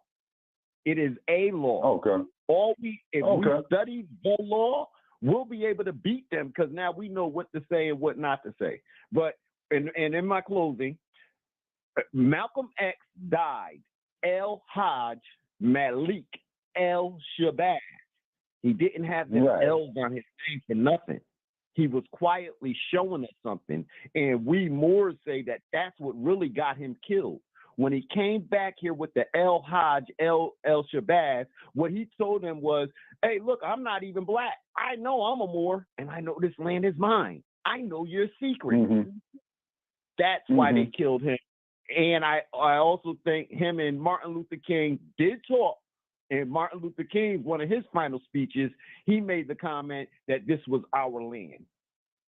And then also too, Elia, Dr. King had also stated that I had led my people into a burning house with integration. Now, that is one of the main reasons why I respect Dr. King, because he was a man who realized his mistake. You see what I'm saying? Now, okay, now cutting your wisdom, Elia, because like I said, man, you and Sister Akshita, you all got me doing some reading, and this is why it says, upon my demise of what I've lived through and what have you. See, you guys are the generation after me. And to quote a wise man by the name of Bruce Lee, he said, in any given situation, take what is useful, leave what is useless.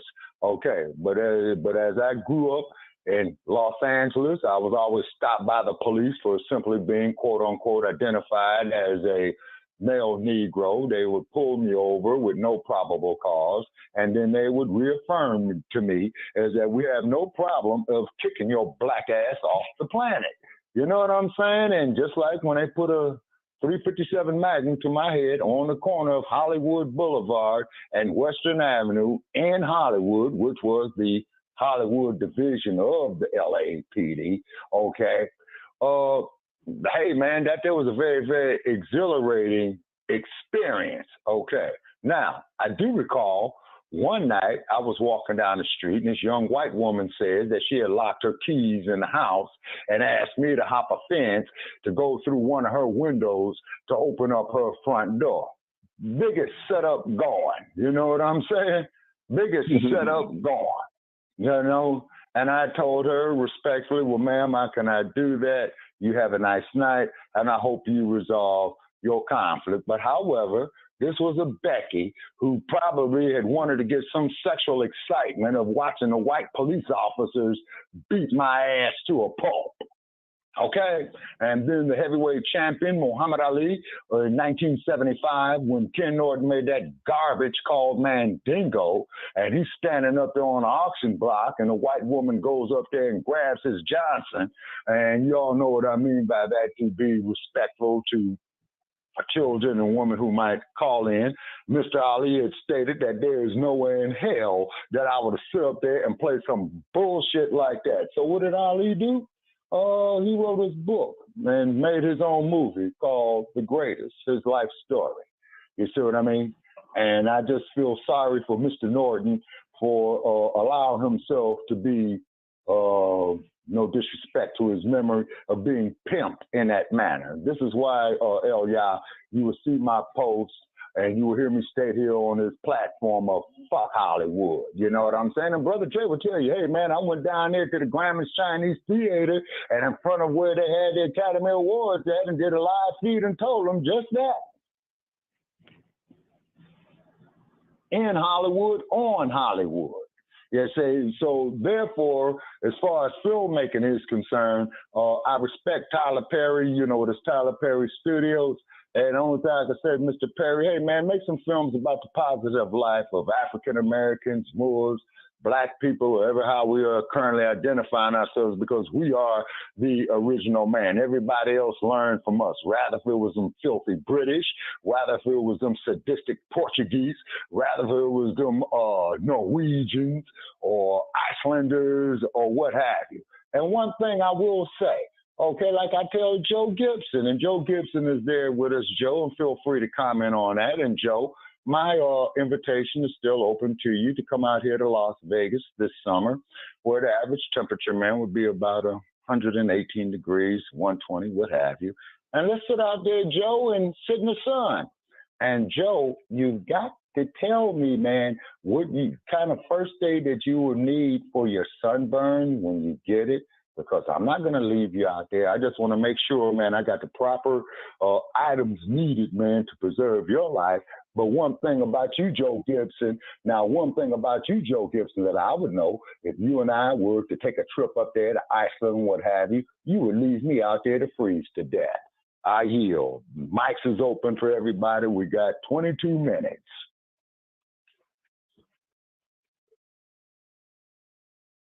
Why so much silence in the room? The truth hurts. Yeah, exactly. I wouldn't get sunburnt. And as far as leaving it, well, maybe you might give me a headache. Yeah.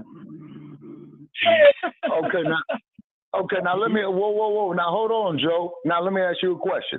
If you was out here in this heat, man, and you were to get a headache, man, what first aid that you would need, man? You know what I'm saying, to save you from getting a headache or having any other I don't get sunburnt, Shabaka. I own a landscaping business. Out 90-degree heat every day, so I don't get sunburnt. Okay, but Joe, in the summer months, 90 degrees is a cool day here. I'm talking about we will be out in 118 degrees, maybe 120. Well, I'm telling you, Shabaka, if you ever seen pictures of Joe, man, he's quite tanned. Trust me. I don't think it will bother him unduly.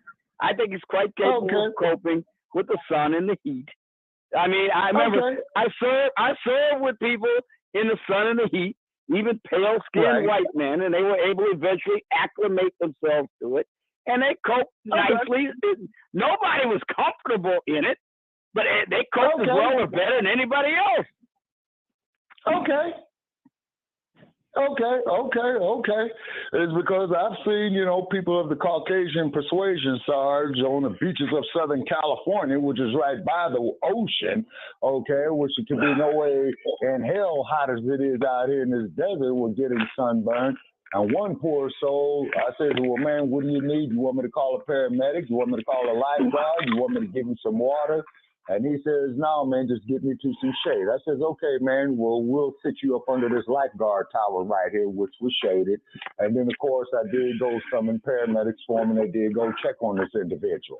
Yes, I couldn't leave nobody out there, man, suffering like that. I'm not that inhumane, man. You know what I'm saying? Well, I'm just saying, man, people get back and look. Human beings are living in every clime on the planet where they're not adapted for, and that it's like anything else. We are the most adaptable creatures in the history of the world, and we've managed to adapt ourselves anywhere we choose to live. And I would be anybody of any race. I had to get used to being stationed in Germany and staying out in the field in 10 degrees below zero weather, and I hated it. But I learned how to do it. Cool. And eventually I was, I can't stand cold weather. But eventually I got to the point where I could cope quite well with it if I did what I had to do once I was acclimated to it, like anything else. Okay. And I remember Mad Dr. D said one time, may he rest in peace, when he was stationed in Korea near the DMZ, he said it would get so damn cold you could take a cup of water, throw it outside, and it will be ice before it hits the ground. Honestly, he's not exaggerating much. Hot water. It'll freeze almost instantly. You can bring if you brought your weapon, I'm telling you, if you brought your weapon into a warm area, and the warmth caused the moisture on your outside of your weapon to condense and get liquid, and you took it right back out in the cold. Now, sometimes that thing wouldn't shoot or eject any rounds because the ice would freeze up around the moving parts of the operating system. It would freeze up that fast. And it would jam. Okay, yeah, it would jam. You stop it. It just wouldn't work. Yeah, right. Yeah, that's what I mean by that. Your weapon would jam, Sarge. You see what I'm saying? Yeah, that's what I mean by that. You know what I mean? But however, Black history, Moorish history, or whatever history from Africa, or Al-Kibalan is what the kind of, or what it was referred to as. I thank the Almighty of being a descendant of so-called Africa, Kibalan, or what have you, is because it was the beginning point of all the sciences, navigation, surgery, brain surgery, embalming of the dead.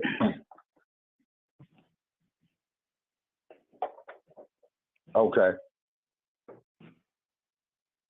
Okay.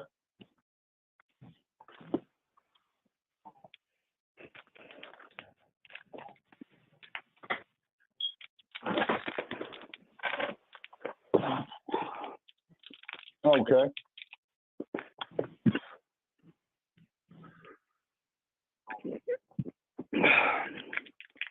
Okay. Now I've got a general question. Okay, I got a general question, Brother Che. Please explain to me, and also to Elia, please explain to me, why are the women from East Africa so hypnotically beautiful? Look at Ilhan Omar, for an example. Now, to explain it that way, I would be lost for words. I'd be a fool to try. Beauty, they're just beautiful. But women are beautiful everywhere. It's just that those women probably live a more clean and cultured life within their families. And so we see them as we would have seen our mothers back in the 60s and 70s before crack. They were beautiful. Right. Where you look, women were beautiful in the church. wherever. My aunts were beautiful, and now that I'm a man, I know how them dog dudes was around them and what they was around them for. My aunts are beautiful, and so we lost that in the '80s with drugs. Everybody, and the rap industry. And the rap industry. Now, keep in mind, Brother Elia, the Queen Mother, Sada Shakur, had stated in one of her lectures is that rap, you know, could be a very, very positive influence on our youth.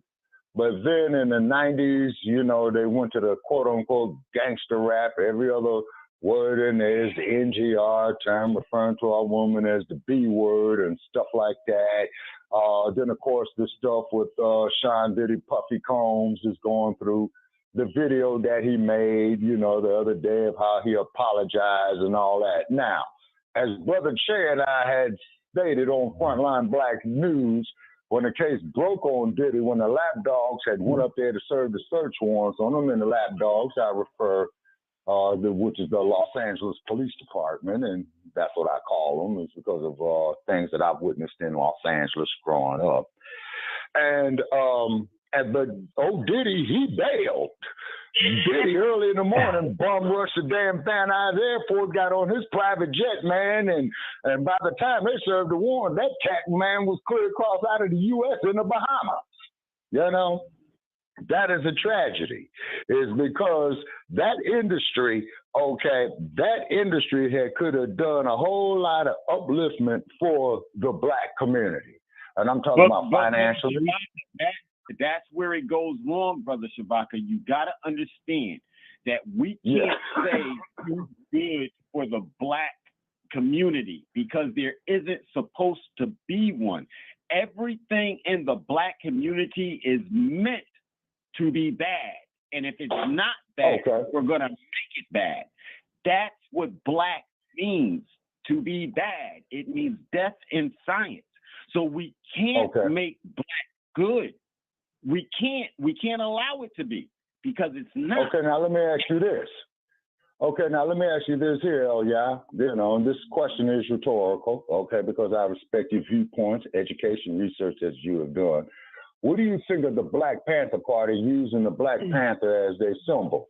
Now, according to Dr. Huey P. Newton and his Revolutionary Suicide, the reason why they had used the Black Panther as their symbol is because the Panther is a defensive fighter, and when it is cornered, it would annihilate its enemy absolutely, completely, and unconditionally. Okay, and what is your viewpoint on that, sir?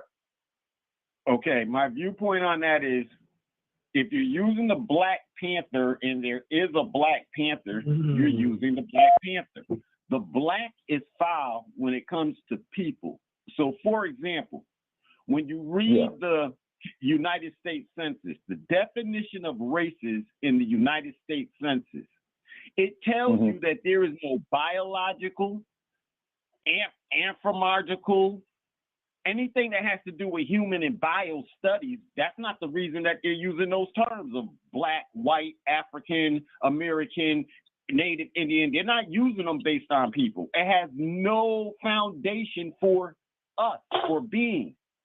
It is a political status, not meant for us. We are a nation. Everybody on this phone right now who is not us can tell us what nation they are and or from, except us. We're the only ones who will say Africa. And in Africa, there's over 52 nations. There's hundreds of nations. Which nation are you from? This is the question. And if you can't answer a nation, then you cannot prove that you are a part of the original people. If you can't prove you're a part of the original people of the earth, where did you come from? You're a belligerent, you're a minority. Well, actually, sir, I actually can definitively answer. I can definitively answer that question. May I make I can make a definitive answer to the question that you asked. I mean, a definitive answer. Okay, Sarge, and then we're going to go to the Alaskan, okay? Because I believe the Alaskan was trying to get in there. Man, okay, I know, so but we're I'm going to just go saying, to Sarge, then the Alaskan. I have had 3 DNA tests done because I didn't trust DNA testing, frankly. I wanted to see if they all would agree. So I had 3 different DNA tests from 3 different samples. So that, like I said, I didn't have any faith in it. And to the extent that it can confirm what I know of my family's ancestry, it matches almost precisely. It matched up with what I know of my genealogy and lineage. And my DNA sample shows that I have DNA from the ethnic regions, the regions now, where this DNA is most concentrated according to the Human Genome Project from Senegal, Nigeria, Ivory Coast, and Ghana, Benin, and Togo. But I also have DNA from the ethnic regions of Ireland, Wales, Germanic Europe, France. Oh, by the way, Mali, Norway, England, and Northwestern Europe. All of these people have contributed. Wait a minute now. Let me finish. All of these people have contributed directly to my direct ancestral line, whether I want them to be there or not. It is a genealogical fact. Remember, one more thing. I'm almost finished. Let me finish, please. Let me finish. One more thing. Again, wait a minute. One more thing. I'm almost finished. Again, all of these DNA tests agree on every one of the regions. They're all the same. The only distinction is a slight differentiation in the percentages. But the bottom line, though, here's the bottom line. The bottom line is I am a natural-born citizen of the United States of America. I have no doubts whatsoever what nation my allegiance and my loyalties belong to. For me, that is fixed and immutable. No matter what anyone else says, I am a natural-born citizen of the United States of America. Okay, so despite all of those genealogical distinctions. Okay, so Sarge. The United States is a corporation. It is not a country. It is a business. It's like Microsoft. So you are. Yeah, it is. No, you're right on that. Yeah, I don't agree with that. I don't agree with that. I don't agree with that. I think I am a citizen of a sovereign nation that has existed as a sovereign nation since July 4th, 1776. That's my belief. I don't require anyone to share it. Okay, Sarge. Okay. But when people say that, I look at you and I say, okay, that's what you said. I'm not arguing with you. That I know that you are a United States citizen. Now, as a United States citizen, you also consider yourself a Black and African American. So if you don't join the system and bad things happen to you, the rest of the world, we already see, they're not getting up to fight for you. They're not getting up to fight. I don't expect them to. I don't expect them to. They shouldn't. But now watch this, Sarge. Watch this, Sarge. Let's not deal with you or any one of us individually. Let's deal with the collective. And we see right now what's going on between Russia and that other little country. Oh, you got people speaking up. Israel and Pakistan. You got people speaking up all over the world. But no one has ever spoke up for us in these manners, held rallies for us around the world, and they can't. They will be considered belligerents over there in them other countries and go to jail. Well, I'm not going. And then when people leave the other countries to come here, they take them into these rooms and they show them films about us and they tell them not to mix with us because the blacks and the Negroes don't mix with them. It's an agenda against us. And when we help fulfill it, we help fulfill it by claiming to be United States citizens, Black African Americans, when we don't have to by law. Now, Brother Shabaka'S, I gave you in your messenger, I gave you the video with Obama, Hillary Clinton getting up there talking about the first nation to recognize me was the Moorish nation in 1777. Okay. Can you please send that to Saul so he can see that video? Yeah, but there's no nation on the planet that will issue me a passport to travel anywhere in the world other than the United States of America. Not one single country, even one that will report to speak for me, will not issue a passport to me to travel anywhere on this planet except the one of which I am a citizen. That's not true. The Moorish nation, and let me ask you this: what's your last name? Anyway, a passport that's internationally recognized. Where did I get this? Yes, sir. Yes, sir. But Sarge, what's your last name? Penn. Like Penn State. Yes. Penn. Yo, you know what that tells me? You know what that tells me about you and your family, Sarge? That you What's are that? originally here, even with all that other blood, because of Penn, Pennsylvania. Penn, your family is the Penns. So when we first start reading American history and what turns into United States history, and we read about the Penn family, well, we always said Jesus was black. They painted him white. The Penns were black. They painted them white. The Montgomerys were black. They painted them white. Everybody, Washington and everybody, Abraham Lincoln, they were all brothers who got painted white. We don't know. Okay, now, Elia. Okay, tell me, Elia, if a person with blonde hair and blue eyes is my brother, and I don't mean no disrespect, I'm not being facetious or anything like that. I'm trying to learn something here. Okay, tell me why somebody with blonde hair and pale white skin and blue eyes is my brother. Okay. You have the floor, Elia. When it comes to knowledge of the Creator, I won't use the word God. I'm going to say Creator. I do not want to get lost in religion. When the Creator created this magnificent thing of earth, who can really tell the truth about who was placed here, when, where they got here, and how they are here today? No one. So then, therefore, in the family of humans that we see walking around, if they're not doing you evil, their features don't matter. The only thing that matters is the content of their character. And that's okay, now let me ask you this. Shabaka, I think you would be amazed to discover the number of people of however we choose to identify races that you are actually related to.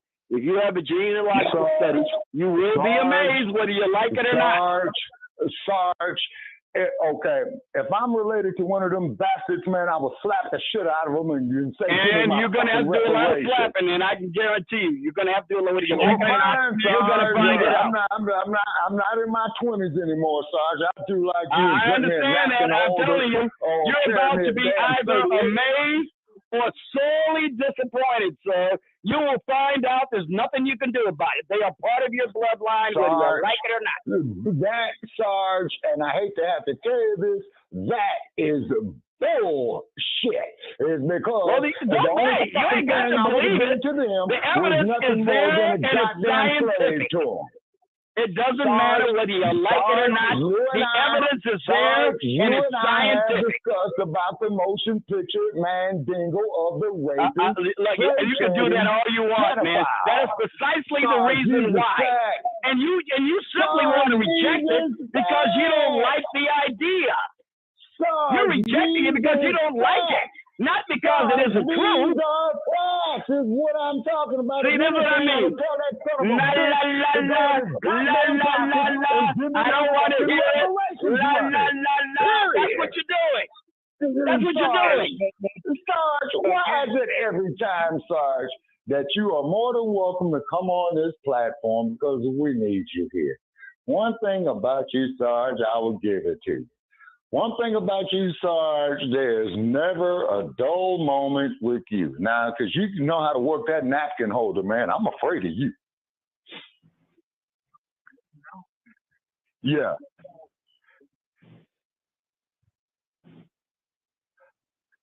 Facts, and plantation rapes. Facts. But wait, that's not completely true either. That's not completely true either. That is one form of the relationship. 90 we seconds. Don't know about white slavery and how our people held Caucasian slaves. We don't know that because we ignore that. History is ignored.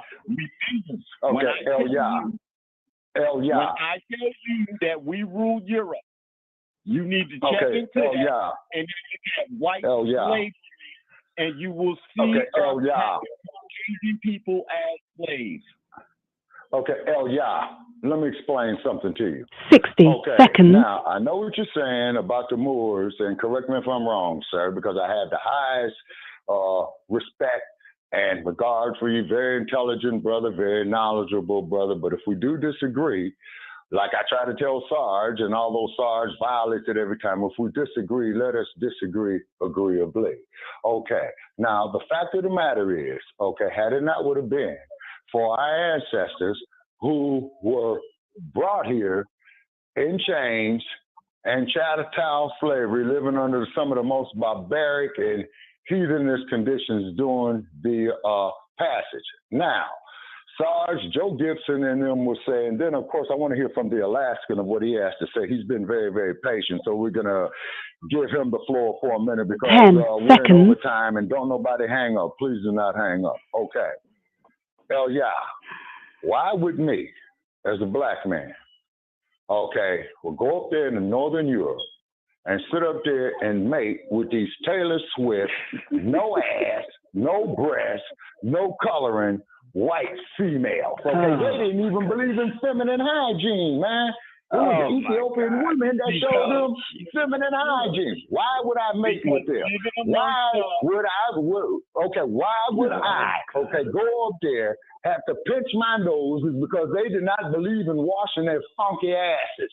Why would I screw one of them broads, brother? You got the floor, and tell you what, I'll tell you what I'm going to do, before you speak, because I'm very interested in what you have to say. Guess what I'm going to do? I'm going to mute out me. Now, where's me at on this board? Okay. So the reason why we did it was for some, money, first of all. Second of all, the interest in something different than yourself. You didn't see a blonde-haired, blue-eyed woman, and all of a sudden she come walking up. And you can't say that they all ugly. Some of them Caucasian women are just as beautiful as our sisters. And I can name a few. Lauren Bacall as an actress, beautiful.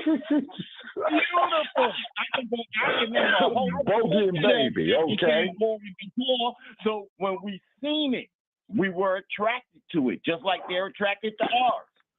So that's the reason why, because they was attracted. Once they took a bath and our sisters helped clean them up, they was beautiful. They learn how to speak our languages and communicate. Come on, man. Why would our beautiful, lovely queens with that curvature and that lovely coloring and that beautiful kinky hair would sit up there and want to bathe one of these tramps?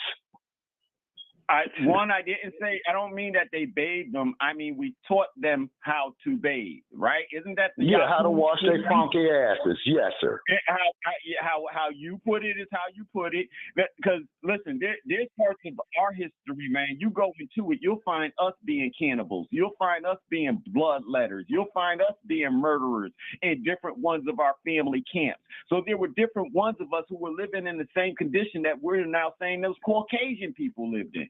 This is not Okay,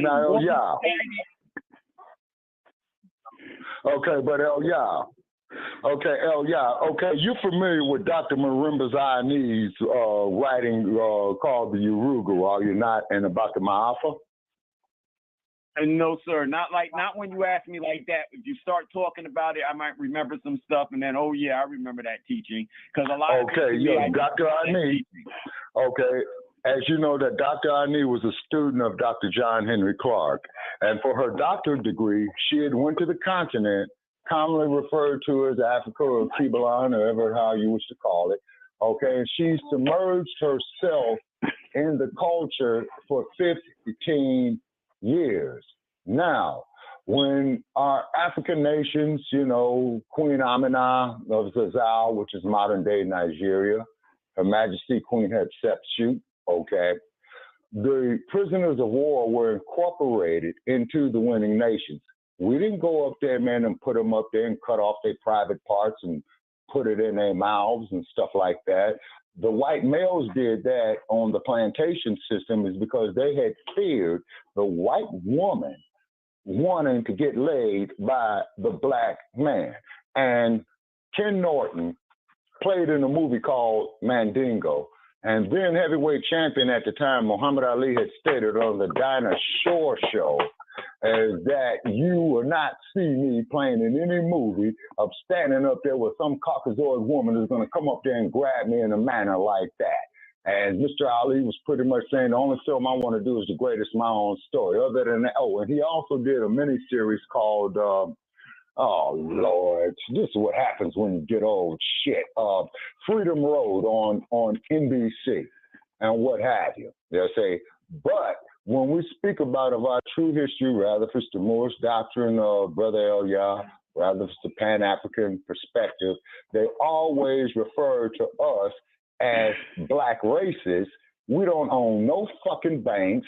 We don't own no major industry. We don't own no major agricultural farms and what have you, where Gates is putting all these damn GMOs on, okay? So we are in no economical position, sir, or political position to enforce any type of quote-unquote racism, but we want to get Ron Reckon here and the Alaskan. I'm sorry, and let the Alaskan go ahead and comment. He has been very, very patient.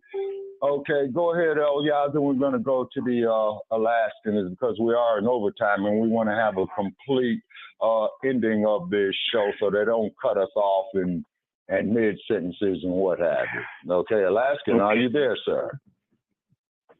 Yeah, the gentleman who was talking about what country you're from, you know, and stuff like that. I have a correction for him, is that you guys, you know, the blacks, and including the whites, you know, we're all tribal, you know. So it's what tribe you came from, not a country, because tribes been split up between countries. You know, so that's a little technicality in there and stuff. Countries were formed in Africa, I would assume, by the white man because of colonization and who owned what piece of property. All right. Okay. So it's not what country you came from. It's what tribe you came from. And okay, well, you know, let's say the term nation, Alaska, not cutting you off. If it's like, huh? Okay, let's say nation is because a lot of the nations were nomadic. Now, have you ever heard of Miriam Makeba, Alaskan? No, ma'am. No, sir. Ma'am. What am I Miriam talking about? Makeba. Okay. Miriam Makeba, she was Xhosa and Zulu, and she was a singer in the 1960s. Okay. As a matter of fact, we played one of her records called The African Sunset, you know, in our introduction right there. And Miriam Makeba was banned from South Africa because of her stance on the apartheid situation. And then she finally went back to South Africa, or Azania, which is the true name of the place. And they kept her landlocked there. They would not let her leave the nation. And she was married to Kwame Ture, formerly known as Stokely Carmichael. And she had stated, now, Sarge, you're going to disagree with me again. Okay, but Sarge, you're Sarge. Okay.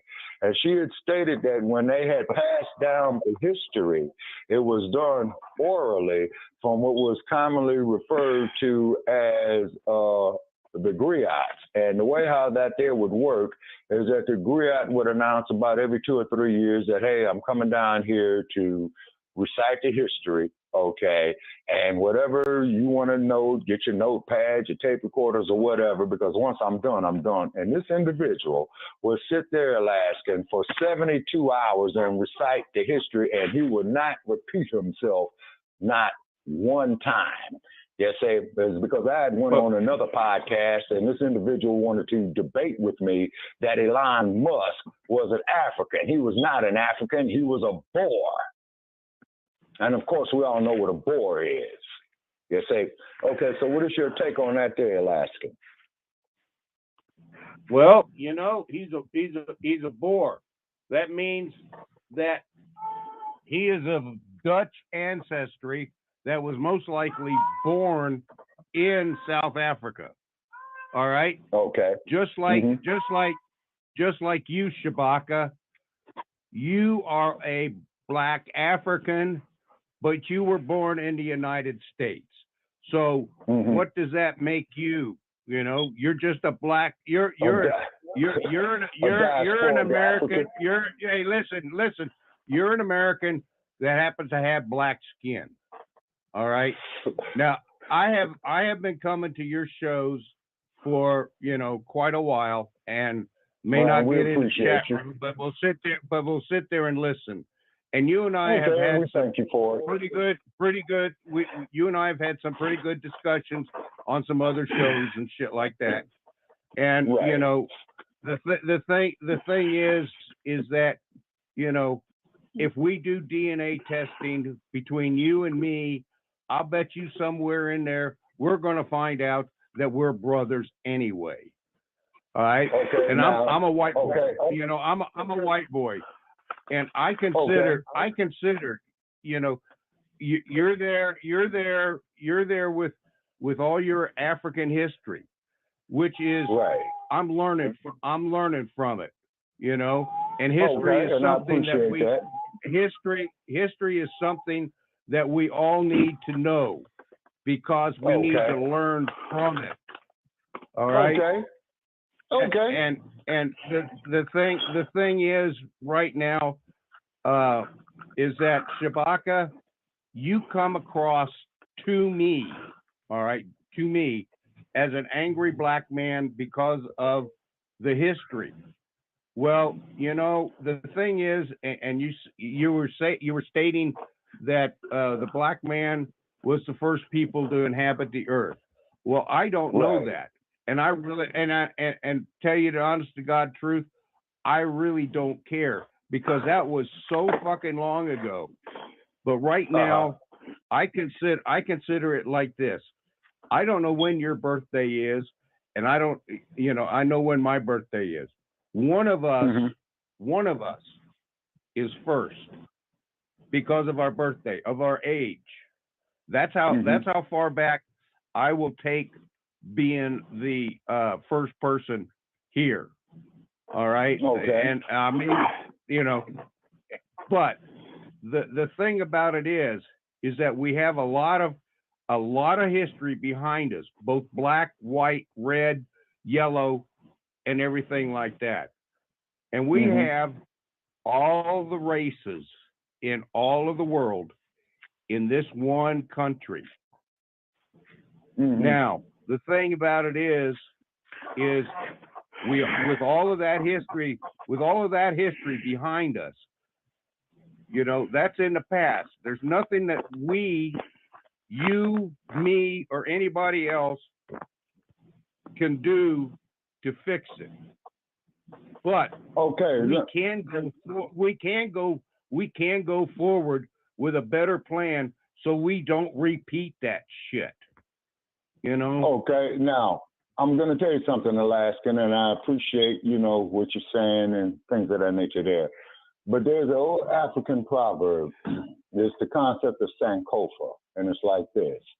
Going back to tradition is the first step forward. If you ever saw the film Amistad, which was based on a true story about, what was his name, Brother Che? My age is catching up with me, man. Sin Q. Yes, Sin Q. Yes, okay, Sin Q. Sin Q. Okay. Who was captured as a slave. He was the king's son. He was of the Mende. Okay. And his case went before the U.S. Supreme Court. And Matthew McConaughey was in the film along with Morgan Freeman. And I think Anthony Hopkins had played John Adams, if memory serves me correct. Okay, and so what it was is that they asked Sin Q, what inspired you to have the revolt on the Amistad and freed your brothers out of the chains, okay? He had said he had called upon the power of his ancestors, okay? And that there is very, very important, okay? He led a revolt. He did not sit there and said, I got a dream. What he went there, and he rightfully so, to preserve him and his people, he went on there and he killed these MFs. And then the U.S. Navy saw the Amistad off the coast of, what was it, Brother Che? One of the Carolinas, I believe. Okay, so the U.S. Navy seized the ship, okay?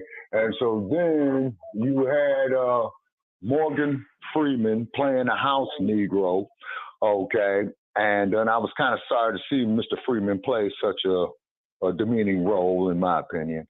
Okay, but to make a long story short, the judge of the U.S. Supreme Court had ruled is that they do have the right, you know, to go back. But as far as these slaves who was born here, they are still our property.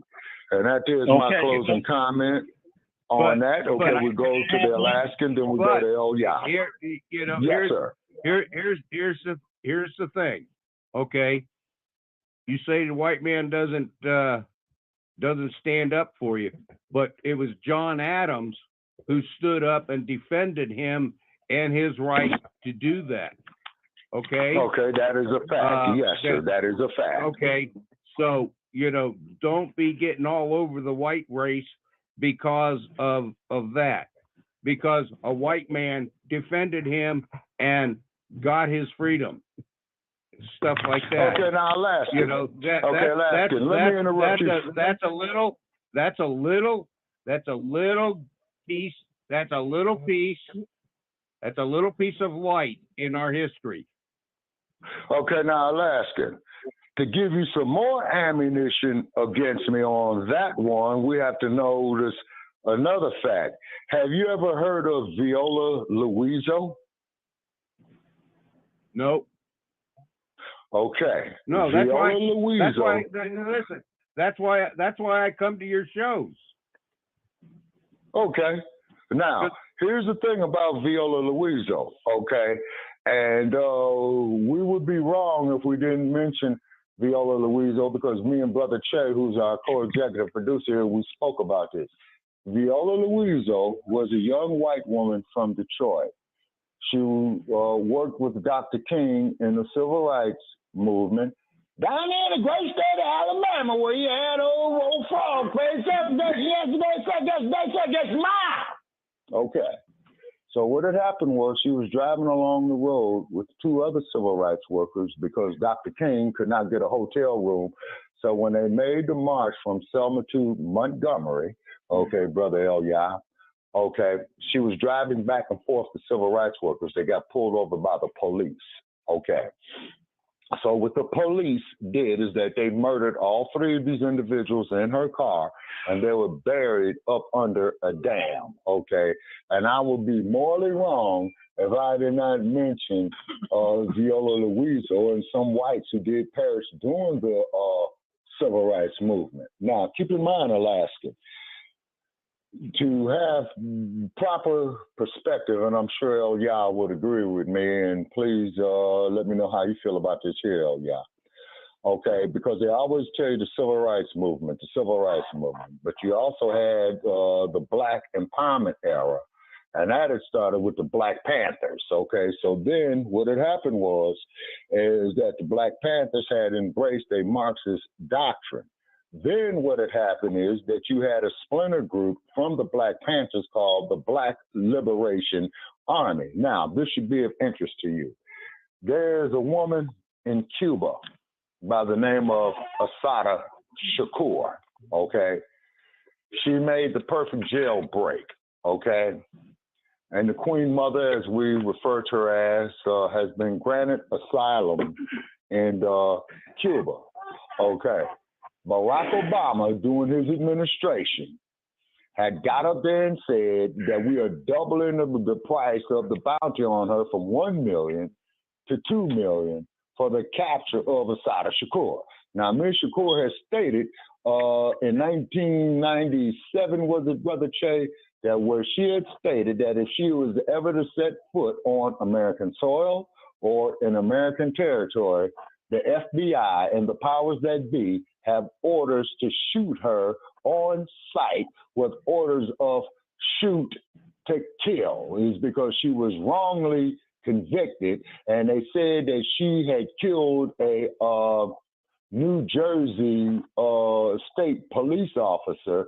And the Queen Mother has always had stated is that she herself was shot, and she could not have shot this individual. And then, not to mention the fact that one of the New Jersey police officers did in fact state that Ms. Shakur was innocent. You see what I mean? So what about that? Hello. Say, you. Yes. Hello. Yeah, I don't think you do, because you don't want to hear what I got to say, apparently. Go ahead, Sarge. Go ahead. Go All ahead. right. And say what I've been waiting for an opportunity to refute what I had said earlier. Now we've gone on a lot of different subjects because you didn't give me a chance to elaborate. I just made a general statement saying that my DNA is inextricably intertwined with people of, quote, other races, unquote. Now, I didn't say how it got there, because there are a number of ways it could have gotten there. One of which is the rape of the slave masters. Now, but to give me an example to show you why it cannot be. You won't let me finish. Here's why I got to talk so fast, because you interrupt me so quick. Okay, so again, this is one method by which it got into my ancestral bloodline. But as a famous case that you just alluded to moments ago, Muhammad Ali's maternal grandfather was a Celtic white man from County Cork, Ireland, who married his maternal grandmother. He married her. In other words, Muhammad Ali would not exist were it not for a marriage of a white man with a black woman. That's not necessarily true, Sarge. Oh, stop it. Stop being nuts. Come on, now you're being anti-scientific. Will you stop it, Shabaka? That's not exactly true. Yeah, it is exactly true. Shabaka, can I finish? Can I finish, please? Go ahead, Sarge. Good Lord, man. And you said all these things. All right, so again, as a matter of scientific fact, if you remove any ancestor in your direct bloodline, you don't exist. That is science. It's got nothing to do with opinion. All right, so let me finish. Sarge, Let me finish this up now. The hummingbird, Sarge. Stop it. All right, let me go on to the next thing. Okay, Barack Obama was president of the United States. He didn't have any authority to pardon Asaga Shakur or Joanne Chestnut, however you want to describe her. He had no authority to pardon her. Okay, whatever. Okay, whatever. Okay, fine, whatever. So I'll just say yes. He had no authority to pardon because it was federal crime which he committed. But as president of the United States, he had the duty to enforce the laws of the United States, which is interstate flight or international flight to avoid prosecution, which is what she did by breaking out of jail and going to Cuba. So he's got to enforce that law. And if she comes back in the United States, he has to see to it that she's arrested and adjudicated. Now, one more thing. If the FBI gives an order to shoot her on sight, I don't give a damn what she says, that is an illegal order. That is an illegal order that no agent should obey. And if they're caught doing that, just shooting her on sight without cause that she presents an imminent deadly physical threat, they have created an illegal order. They have carried out an illegal order and committed murder. So even if that order does exist, it is illegal. Sarge, we're talking about John Edgar Hoover, who was a practicing homosexual. Don't tell me that they said that. I didn't say it out loud. Okay, now, Sarge, I got a flurry for you in response to that one, my man. I'm going to put it in to you. Let's look at They didn't say it out loud, man. They did. What they did is a secret order. Hold it, Sarge. Let's look at the case of Patricia Hearst. Patricia Hearst, who was kidnapped by the SLA. Patricia Hearst participated in a bank robbery in San Francisco in which a person was shot and killed. And under California law, that made Patricia Hearst be eligible, Sarge, to be prosecuted for murder in the first degree under California law. But not hold on. Whoa, Sarge, hold on. When they found Patricia Hearst, they put her in jail, right? Okay. But guess what happened? They didn't shoot her, then, did Jimmy Carter. No. They didn't shoot her, Sarge. But guess what, Sarge? Jimmy Carter, the peanut farmer. You know, the old guy, man, who is so old and decrepit, man, he doesn't even know his own fucking name. He signs a full pardon. She was convicted on a federal crime of bank robbery. He had authority to pardon her. She was convicted federally. Okay, but Sarge, in that bank robbery, a person was shot and killed, and under California law, if you participate in a crime, directly or indirectly, and someone dies, rather they had a heart attack, you stuck the gun in my face, drops dead. Under California law, that is murder in the first degree. Now, take it up with that old senile bastard Ronald Reagan. Take it up with that other sack of shit by the name of Gavin Newsom. You know what I'm saying, Sarge? You know, that's all what I'm saying. The state of California chose to commute her sentence. The state of California chose to commute her sentence on those charges. You're right. Take it up with Ronald Reagan. Okay, and that old senile bastard may rest in piss. You know what I'm saying? Okay, but Sarge, and also too, I want to say to all our listeners, because we're in overtime, I'm going to ask everybody to give their closing comments. Is because we want a complete episode. Joe Gibson, is always a pleasure having you, although we disagree agreeably.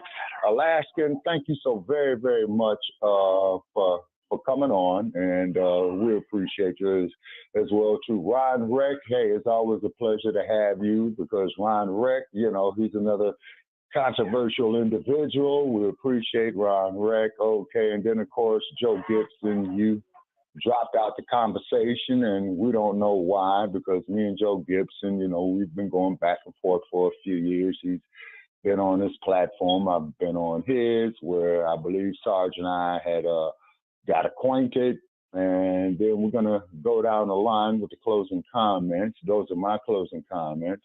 We're gonna go to El Yah for his closing comments, then we're gonna go to the Alaskan, and then we're going to go to Sarge, because Sarge is long-winded, and beware, Sarge knows how to work a napkin holder. Yeah, okay, and what have you. Okay, and then, of course, we got to go to the closing comments of Brother Che Nkrumah. Okay, so those are my closing comments. Okay, El Yah, please give us your closing comments, sir, and thank you so very much for joining us. Okay, thank you for having me. Thank you for doing this. I'm going to go a little bit backwards. He said that we be tribes, not nations. Most of us believe in the Bible as the beginning of time. And since that beginning of time, God has always blessed who? Nations, not tribes, not villages. Okay. God blessed nations. So that's proof that he's wrong in what it is he is stating, especially if Jesus was one of us. Then who was God talking to when he was making promises to nations? He was making them to us. So we've always been nation and national. And if you go to Kush, Kemet, Abyssinia, any one of them names, you find nations. Thank you. Not Mayan, Olmec, Cherokee, you find nations. They have the thing before the Constitution called the Agreement of the Five Civilized Nations. Those were the Aboriginal, our families here, that came up with this written agreement amongst ourselves before the Constitution that they copied the Constitution off of. In 1750, I can show a grandfather, and Shabaka, with the way you talk about slavery and stuff, and Sarge, we all know that a slave master would not give a slave anything to make the slave feel like the slave is better than him. My grandfather's name in 1750, his name was Caesar. And we was in the the Indian War. The way they tell the story, we was in an Indian war, and so they ended up finding one of these dark-skinned people wandering by themselves as a child. His name was Caesar. His name wasn't Caesar. He was Caesar. And we know whenever you conducted war, your royal house kept the slave. All royal houses, even our people did it. We kept their royal houses as slaves.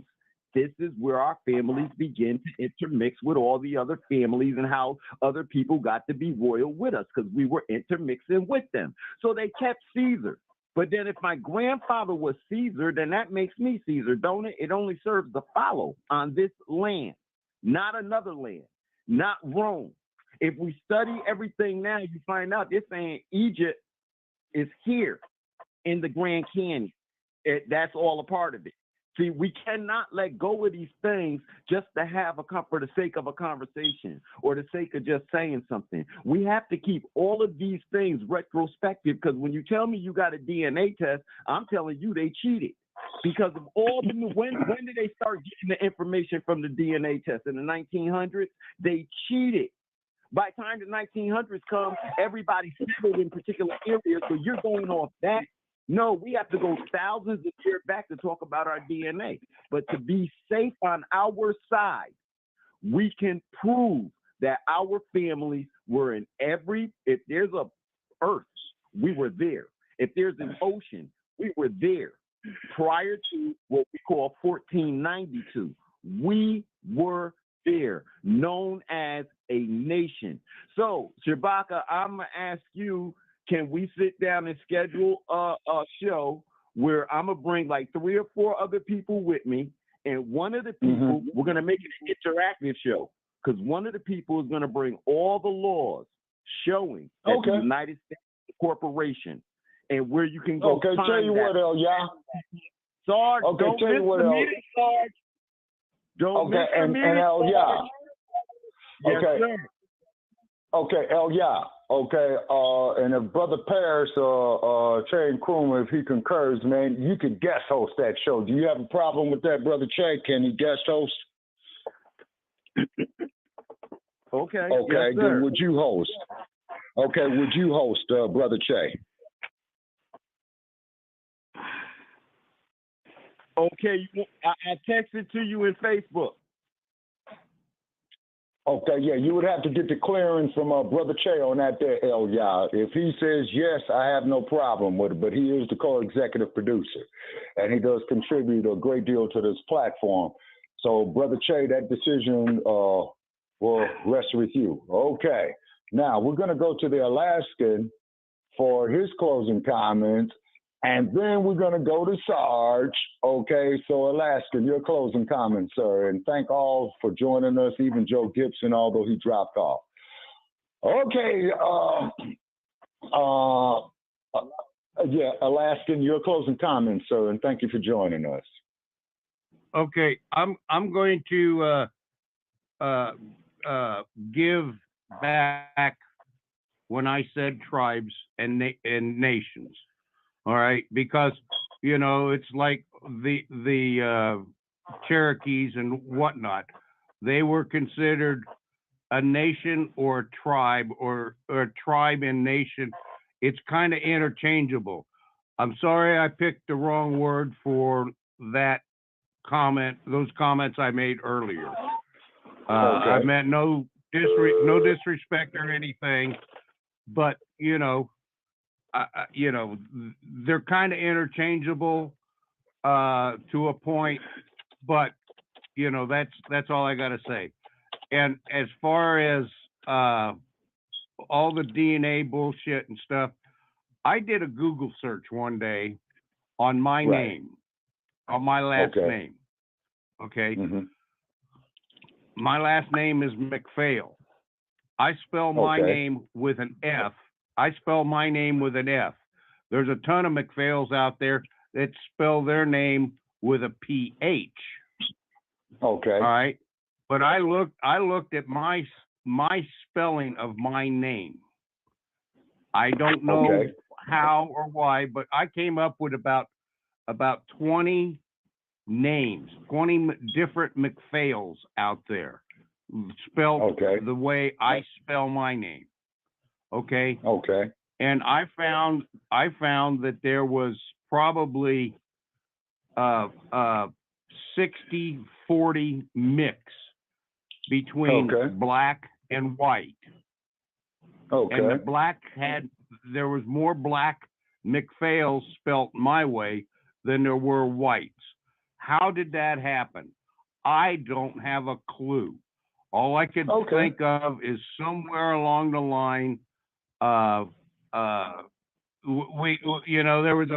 there was a marriage and the name was given, and on the black side they had a higher birth rate than on the white side. I don't know. Okay. But I don't. But I don't care. That's nothing to me. All right. They're McPhail. Somehow, somewhere, we are related through either one person, two people. I don't know. It doesn't matter. Okay. Just like you and you and me, Shabaka, we have different viewpoints and arguments and stuff. But I bet you if I ended up somewhere in Vegas and I run you down, I bet you and I could go out and have one hell of a good time. Well, who knows, Alaska? Maybe we might go over here, man, to one of these casinos and say, "Come on, 7-Eleven." Yeah, that would be just fine. I mean, I have nothing personal or anything like that because we're all here, and we all argue. We all yell at each other. We're a fucking family. Families yell at each other all the fucking time. And we're all family. You made the comment about the red, green, black, or whatever flag not flying red, higher black, and than green. Yes, sir, I did. The red, black, and green, the RBG. But the one thing that each and every one of us have is we all live under the stars and stripes. No matter what our history, no matter what our histories are, no matter what our grievances are, we all live under that one flag.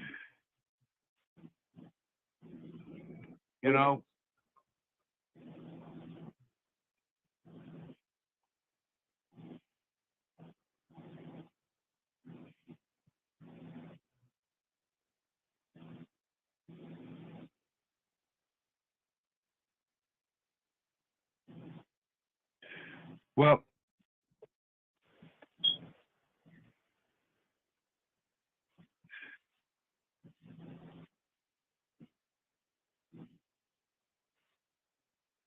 right. Oh yeah, Sarge. Okay, Sarge. Closing comments, Sarge. All right, yeah. Let me get through real quick. Okay, Sarge. Let me get through real quick. I ain't got much time. Okay, first of all, DNA was identified in 1869 by Friedrich Meiser.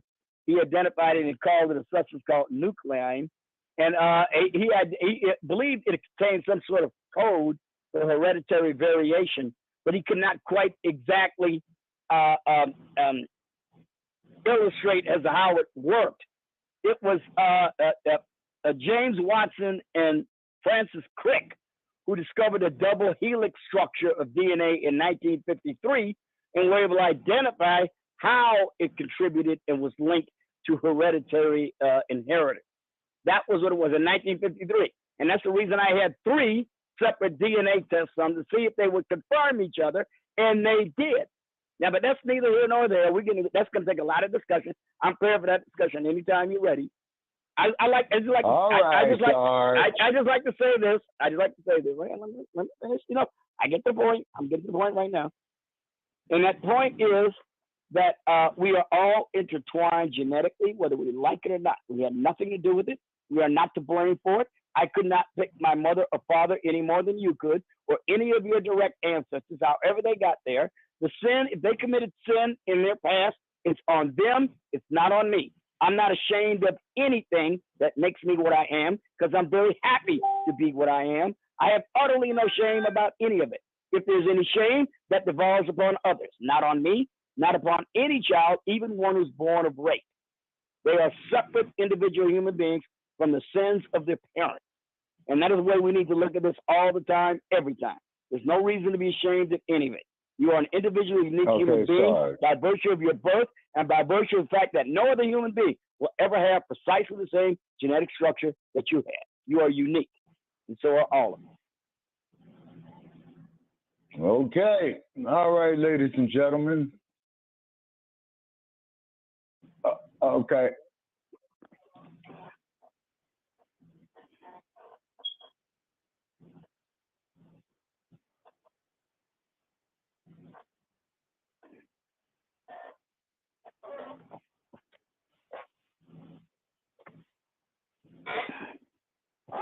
Yep.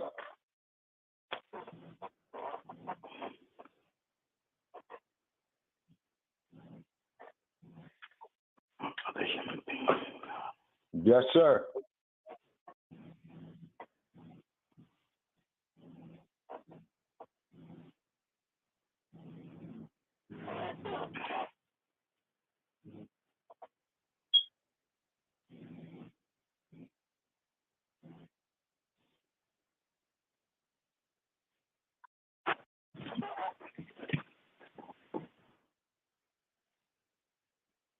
Right.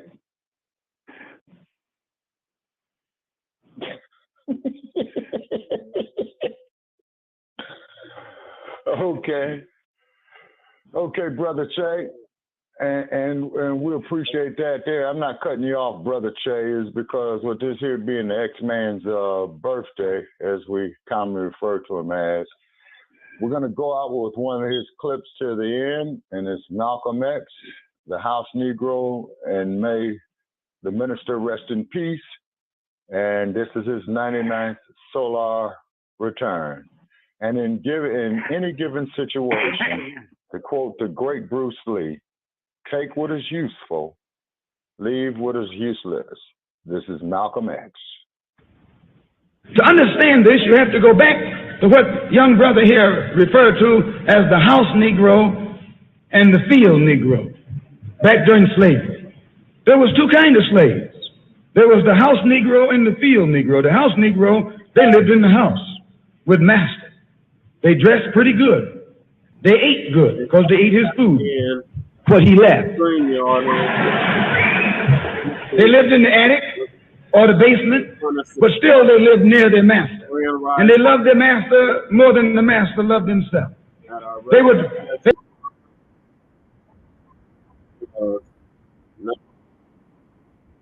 P-A-M.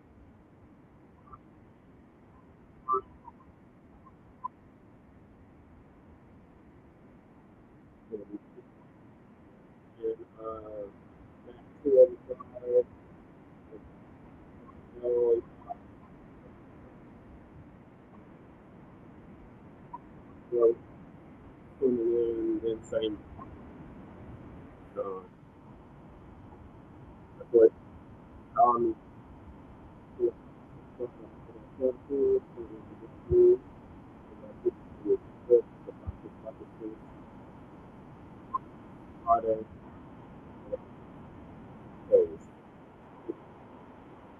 There's a house representative in income, flooded city. Call